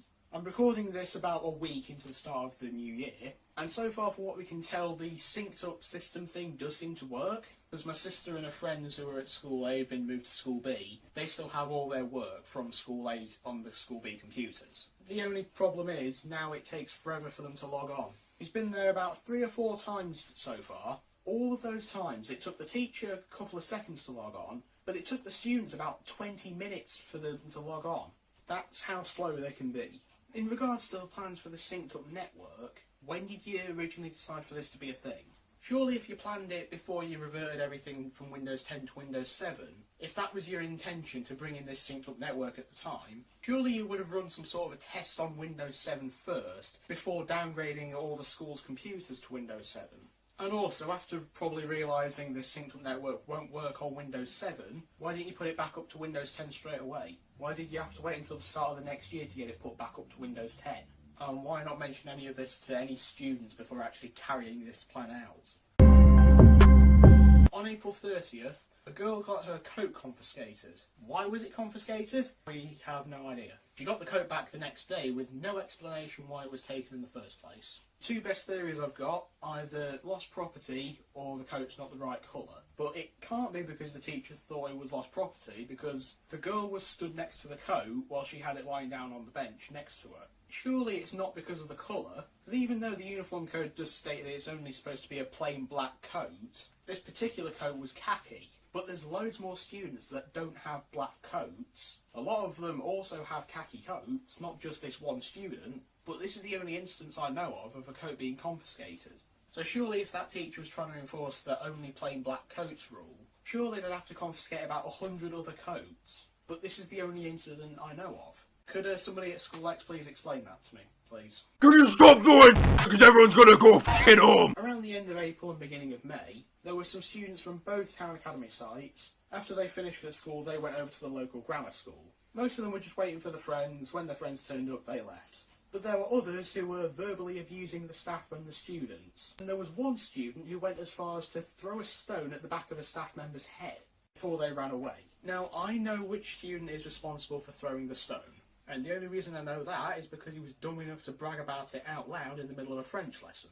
But what intrigues me the most about this particular situation is School X's response. Town Academy principal's statement was fairly standard for situations like this, saying things like they were working closely with the grammar school staff, and if there's any evidence of Town Academy students misbehaving, they'd be dealt with the discipline policy. That's a fairly standard response. But then an unnamed spokesperson from School X also added in their own comment, they said there's no evidence of Town Academy students being involved. That is quite clearly not the case. Town Academy students are known to be at those gates. The description the guy who got hit by the stone gave of the culprit matches the description of the idiot who bragged about throwing the stone in his French lesson. I should also probably add at this point, to my knowledge, the guy who bragged about throwing the stone at the staff member never got punished for it. Despite the fact that he basically confessed to it in the middle of a class, no one noticed or nobody bothered to report it, meaning the student who threw the stone at the back of the staff member's head got away scot-free. I'm sure School X know full well who threw the stone. If they don't, how they don't know that is beyond me. If they do know, why he never got punished is also beyond me. But for me it's that if there's any evidence of Town Academy students misbehaving, along with the, oh, there's no evidence of them misbehaving, when you put those two statements together, along with the fact that the student involved didn't even seem to get any punishment, it makes it seem like if School X do know who's responsible, there's no way they don't know it was Town Academy students being involved. It looks like they'd rather just lie and say, oh, we have no involvement in this whatsoever. Seems like they'd just rather say that than just admit the truth. School X, you really should acknowledge if you know who's responsible or not. And given how much evidence there is to showcase who is responsible, you must know who was responsible for this. You need to acknowledge you know who's responsible and that you're going to deal with it. So, let's talk about the lockers briefly. Something that School A did that School X also do. You have to pay £5 if you want a locker. So at the start of the year you go to reception, you pay £5 and you get a locker key. Then at the end of the year you could return the key to reception and you get your £5 back. I didn't have a locker personally, but my sister did. She paid £5 for the locker at the start of the year, and then on July 13th she went to return the key for the end of the year. She gave the key back, but she was told she'd be paid the £5 the following week. And when she first told me that, I was like, okay, probably should have given it back immediately, but just give them the last week of term, and then just see if they go through with it. The last day of term came around, that being July the 20th, still, she had not been refunded. So before leaving, she stopped off at reception, and she asked why hadn't she been refunded yet. She was told the refund would be posted out. Now, as of this recording, which is about 5 to 6 on the 10th of September, that refund has still not come through. Whether that's down to School X failing or the postal service failing, I don't know. It's coming up to 2 months now and they still haven't refunded a student £5. It really shouldn't be that difficult for them to refund one student £5. When they're not refunding students like this, it kind of makes it look like they're scamming them. So School X, if you don't want to look like scam artists, I suggest you get the £5 sent back to us. Thanks. Hey, so Future Me's just going to have to jump in at this point and just provide two major updates to this situation. Firstly, on October the 5th, after my dad picked me up from college, we stopped by School A to ask about the locker refunds. There were a few things I took away from that trip, but in short, the receptionist told us basically that because of how the Multi-Academy Trust works, they've more or less had to send a list of all the students who need refunding to School X itself, and they've needed to verify and approve it basically. You'd imagine surely they would have sent this list off around July, you know, when everybody was asking for refunds. And if that's the case, they must have only got it back around the end of September, beginning of October. So School X are just being really slow. But the receptionist said they were in the process of sorting it out and they were hoping to have everybody refunded by half term at the latest. Half term starting on October 19th. Doesn't change or excuse the fact that it's still taken them over 3 months to refund everybody £5. So my thoughts at the end of that trip were, okay, so that's a very terrible excuse for why it's taken so long, but if everybody's going to be refunded by half term, fine. But then October the 15th rolls around, that's the day I'm recording this particular bit on, and about half an hour ago, a letter came through the post from Town Academy's principal. In short, he said they can't refund everybody because the locker money was being held by the Academy's Enterprise Trust, and School X don't have access to that money. As a gesture of goodwill from the School X Multi-Academy Trust, the students who need refunding can go to reception to collect a £5 Amazon gift card as compensation. So firstly, that doesn't match up at all with what the receptionist told us. And secondly, if you can spend £5 on Amazon gift cards for everybody, this is £5 off School X's own money, There's no reason why they can't just send everybody a £5 note. They clearly have the money to do it, but instead of sending everybody £5 notes through the post with a letter saying, sorry it's taken so long, they've just sent a letter saying, sorry it's taken so long, this is our totally legit reason why. But as compensation, you can come and collect a £5 Amazon gift card. Though somebody is lying here. I don't know whether it's the receptionist or the principal, but somebody seems to be lying. Because these stories don't match up at all. And based on the fact that SchoolX did try and pass the blame of all the planet errors onto the printing company, something tells me that this letter from the principal is him trying to pass the blame on for SchoolX's mess-ups to the Academy's Enterprise Trust this time. But if you can't tell, I'm more inclined to believe the receptionist story here. Seems more likely to me that SchoolX have just taken forever to get everything approved. And then the principal's official explanation is just trying to pass all the blame off onto the Academy's Enterprise Trust for it taking forever. So, yeah, SchoolX, you're just idiots. Around early to mid-May, SchoolX announced that they weren't going to be able to run the sixth form for Town Academy in the 2018-19 school year. And that's because there weren't enough people who applied to it. I can't imagine why. They said that because there were so few people applying, it wouldn't be a good experience for the students, and it wouldn't be financially viable. And I suppose that's fair enough. They then took the chance to promote their own sixth form, of course. They said they'd be willing to transfer Town Academy students to their own sixth form, and they bragged about a free bus service. Now, the district council called them out on this. They urged SchoolX to rethink their decision, mainly pointing out the negative impact it would have on the students, but SchoolX stuck with their decision to keep the sixth form closed. Where it gets even more interesting is in the letter that the council sent out. They said SchoolX should work more effectively with local partners in advance of any future restructuring proposals, and there seems to have been very little consultation in relation to these proposals. So by the sounds of it, they didn't get any words of advice from the county council regarding their choice with the sixth form. So they didn't talk to the council, but just went ahead with their decision anyway. They really should have discussed this with the council, and also probably the students who applied, before announcing the closure. Rescheduling lessons, that's something that does inevitably end up happening throughout the year, but I've got at least 4 incidents where the rescheduling was handled so horribly.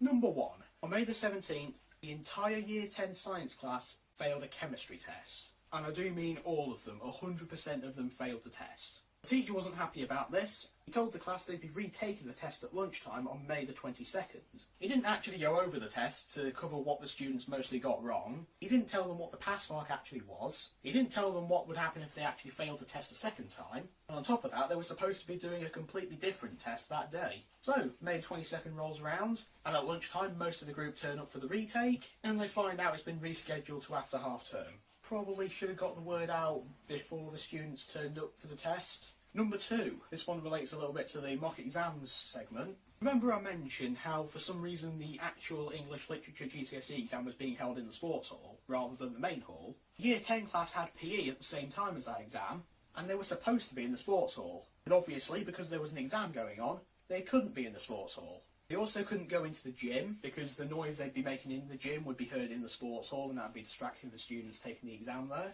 So that meant they had to find a different room to do PE in. The weather was nice that day, they could have easily just gone outside and done PE out there, but no, apparently they had to do PE indoors that day. SchoolX had been aware of this situation. They'd been trying to find a new room for the students to do PE in since the previous night, but somehow they failed to do so.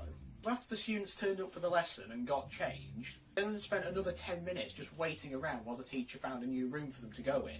Guess what room they settled on in the end? The main hall, where the exam should have been. And on top of that, they were playing bench ball that lesson. That's fine, but the problem is, all the benches were in the sports hall. So they couldn't go into the sports hall and get the benches because of the ongoing exam. So instead of deciding to play a different game, they settled on setting up cones and using those as a replacement for the bench.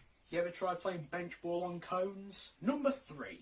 In June, SchoolX set up these extra revision sessions for the Year 11s. Now, you would have thought these would be during like break and lunch, but apparently some of them at least must have been during regular lessons for some reason. And because of that, that resulted in the other students' lessons having to be moved to other classrooms. I don't know why the Year 11 sessions couldn't just be in an unused classroom, but the problem was the rest of the school, who had lessons in the rooms where the Year 11s were now revising, had no idea where their lessons were being re-roomed to until they arrived for their regular session.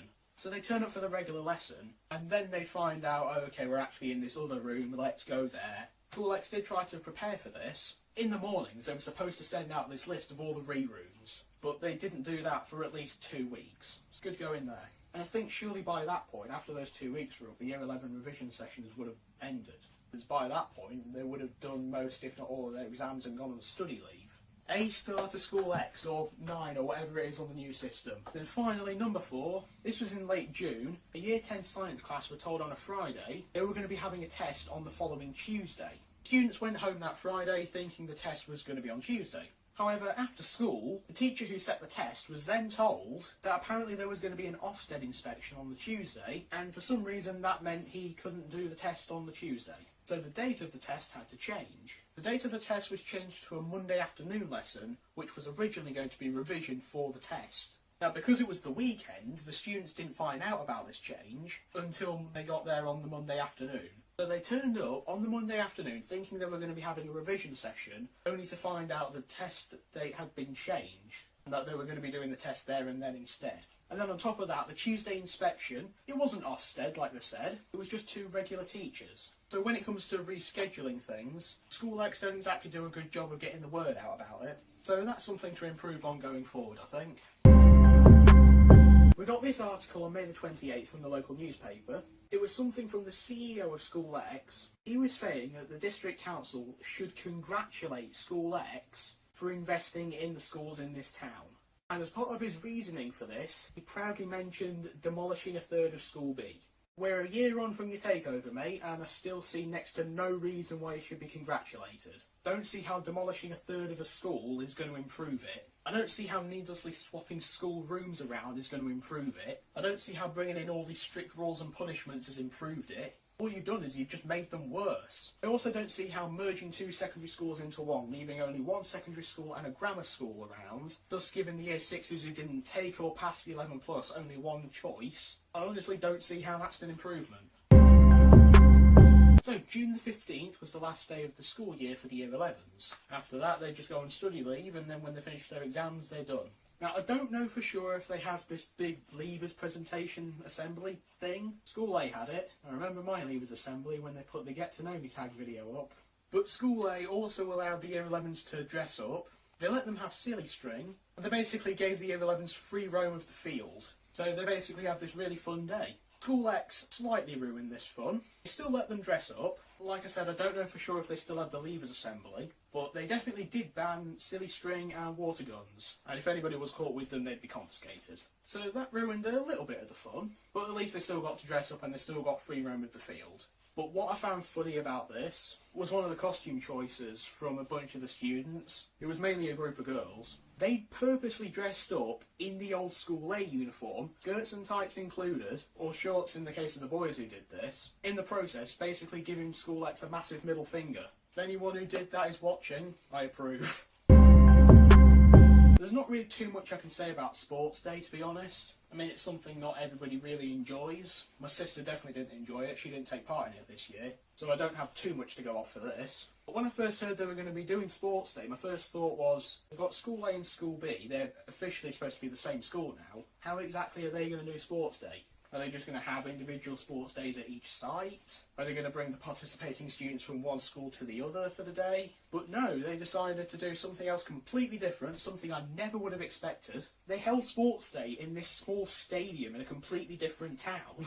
Of course, in their articles about it, they were saying everybody loved it and it was a really great experience. But the first comment from one of the students who took part to the French teacher when he returned, it was S-word. I think that alone should kind of summarise it.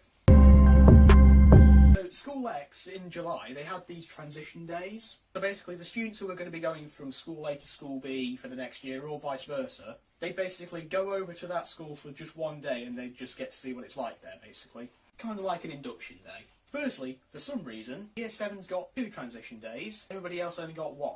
No idea why that was the case, it just was. But then on July 12th, that was the Year 10 transition day. That was the day my sister went over to School B. She went there with a friend. She and a friend came back here afterwards. Her friend said they ate lunch in a cage. No, I'm not making that up. She genuinely said that they ate lunch in a cage. By cage, I imagine she's probably referring to all the fencing that's around the place. If you need further evidence that schools make the kids feel like they're in prison, there you go. They gave out a map to everybody. That map had the quad labelled as a playground. It's not a playground, it's a quad. Please call it what it is. The map also showed the names of the different rooms. But what I noticed was each block was missing an I room. What I mean by that is they were labelled like 1A, 1B, 1C, all the way up to 1K. And it's the same for not just block 1, but block 2, block 3, block 4, block 5, and I think block 6 as well they go up to. They're each labelled in a similar manner. But I noticed each of them were missing an I room. So there wasn't a 1I, or a 2I, a 3I, a 4I. And at first I thought, did they just label the map wrong? But then at the start of this year, when my sister got a new planner, which actually did have the Academy Maps page in it, sure enough, on there, the I rooms apparently still don't exist. So for some reason, each block is missing an I room. I have no idea why that is. Could it be that School X just don't know the alphabet? Given that they don't know how to count to 9 properly, I wouldn't be surprised. Here's something completely pointless that they did. They moved the French lessons into the college building, and they changed the French rooms to English ones. I have no idea what purpose that served. Now, my final point, an English assignment my sister got set for homework. And what was that assignment? Well, as you can see now, she had to write about whether she thought the UK should retain nuclear capability or not. Now, believe it or not, my sister doesn't know anything about nuclear weaponry, so she would have had to research it. But because she also had art homework at the time, the art homework was going to take longer and it was due first, she decided to do her art homework, and I volunteered to do the nuclear weapons research for her. Because, believe it or not, I also don't know anything about nuclear weapons, or at least I didn't before this. As part of this assignment, she would have had to research what the UK's nuclear weaponry actually was like at the time. She would have had to research the different opinions of various people, and then using the facts about the UK's nuclear weaponry and different people's different opinions on it, she would then have to write about her own conclusion. And if you didn't know, researching nuclear weapons can get you landed on government watch lists. If you research it extensively or research it often, that's probably going to get you moved higher up the list. I don't know if this is still the case now, but thanks to School X, I've been on a government watch list for researching nuclear weapons for my sister's English homework. Thanks so very much, School X. I imagine a lot of my sister's English group also don't really know anything about nuclear weapons and might have also had to research this themselves too, meaning they may also have ended up on the same government watch list as me. So there you go. A School X teacher got her English class, landed on a government watch list, researching nuclear weapons for homework. I mean, the teacher could have chosen any topic and she went with nuclear weaponry. So, in conclusion, School X have changed things across both schools A and B massively, but overall the bad far outweighs the good. I've barely had any positives to talk about. School X have just taken massive steps backwards. School A in particular is no longer recognisable to me. I'm sure School X's intention is for the students to get high GCSE grades, but not only do GCSE grades ultimately mean nothing at the end of the day, the length School X have gone to make this a reality is just ridiculous. Something that I probably should clarify, everything I've talked about in this video, it's how I've interpreted the information that I've got. It's fine if you disagree with what I say. I've just simply talked about what I believe is just a huge mistake and my reasons for believing that. Also remember, the last time I was at School A full time was in 2016.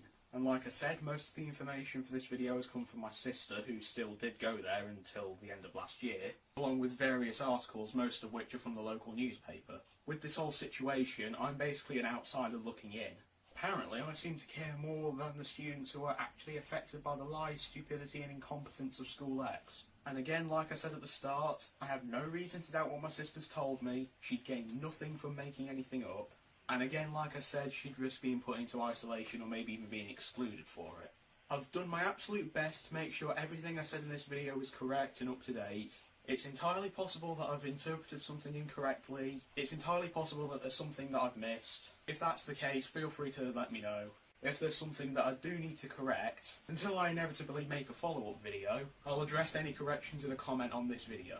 If anybody watching this is aware of who I mean by School A, School B, School X, etc., and if you want to get in touch with me regarding your own experiences with them, the best place to do that will be my Twitter, linked in the description, or the channel Instagram, which is also linked in the description. If you happen to be a student at one of the School X owned schools, and you agree with what I say and you disagree with what School X have been doing, I encourage you to speak up and make your voice heard about things like this. And you can do that in pretty much any way you want. You can make your own group similar to Dumbledore's army, make your own videos like this one, tell your parents and your friends, start petitions if you want, maybe even contact the local news. I'll be honest, I'm genuinely considering sending this to the local news. And if you're not comfortable with speaking up, then just sharing this video could help. Sharing other stuff that other people have spoken up about can help as well. Because if we don't speak up at all, School X are just going to keep continuing to get away with all the ridiculous things they do, and they'll just continue doing it. If there's somebody from School X who happens to be watching this, feel free to make a response, see if you can dismantle any of my arguments or correct me when needed.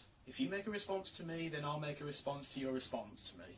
And just as a preemptive, remember that I have the right of freedom of speech and freedom of expression. I'm perfectly in my right to say that I don't like you, especially when I've got something to back it up with. And as a preemptive word of warning, I'm not suggesting you've done this before, it's just something that some big companies and big YouTubers tend to do when they're called out. Don't respond to this by threatening to take down this video or this channel or anything along those lines. Because not only is filing false takedowns illegal, but I'd rather try and keep this as civil as possible. But if you just ignore my warning and take that path anyway, then I will fight back. What I want out of this is either 1, you leave and never come back, or 2, you listen to the criticisms in this video and use those as a basis to improve going forward. I mean, your mission statement says, you will adopt a philosophy of continuous improvement in every aspect of the Academy's work and life. So you want to continuously improve, so listen to my criticisms and use those as a basis to improve. Follow through with your own mission statement. Listen to the criticisms, don't ignore them, and don't kick out the students who criticise you fairly. Also, School X, if you do make a response, bonus points if you do a diss track at the end. That's going to do it for the rant portion of this video. Thank you guys so much for watching, especially if you've made it to this point in the video. I don't even know how long this video is going to end up being. I spent about 10 hours recording everything, so that's going to be so much fun to edit. Special thanks goes to both Jack and my sister for all their help, because without them, this video definitely wouldn't have happened. So, let's have us a bit of fun, shall we? To close out this video, and to make it a true rip-off of the Asian Jake Paul content cop, here's a diss track on School X.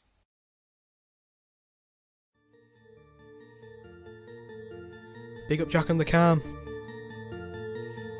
Big up Savage on the Beat, link in description. At CaliWally19 on Twitter.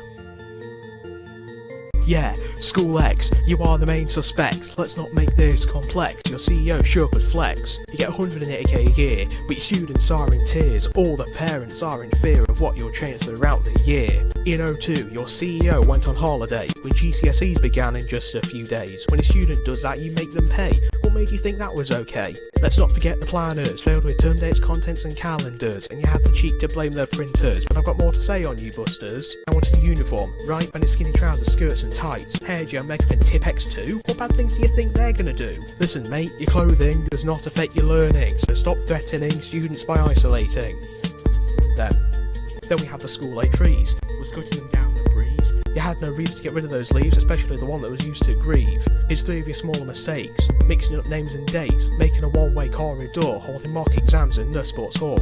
There's also the School B sign, where you didn't correct their poor design. How long was spent trying to fix that dent? Oh, and where have the old teachers been sent? You really were so off your rockers when it came to refunding for the lockers. You paid for gift cards when you could have given cash, and the excuses you gave were complete trash. There really is more that I could say, but I'll save it all for another day. So I'll leave you on the playground to listen to the rest of this sick sound.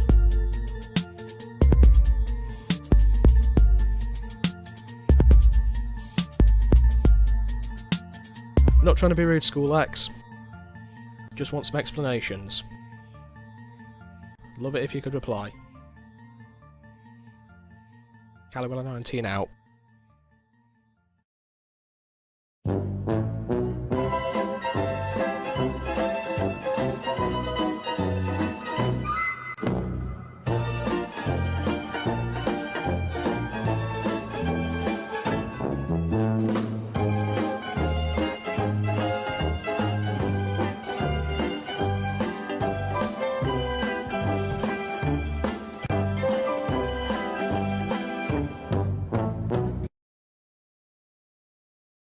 All the credits for this video are down below. Please consider liking and subscribing to support the channel.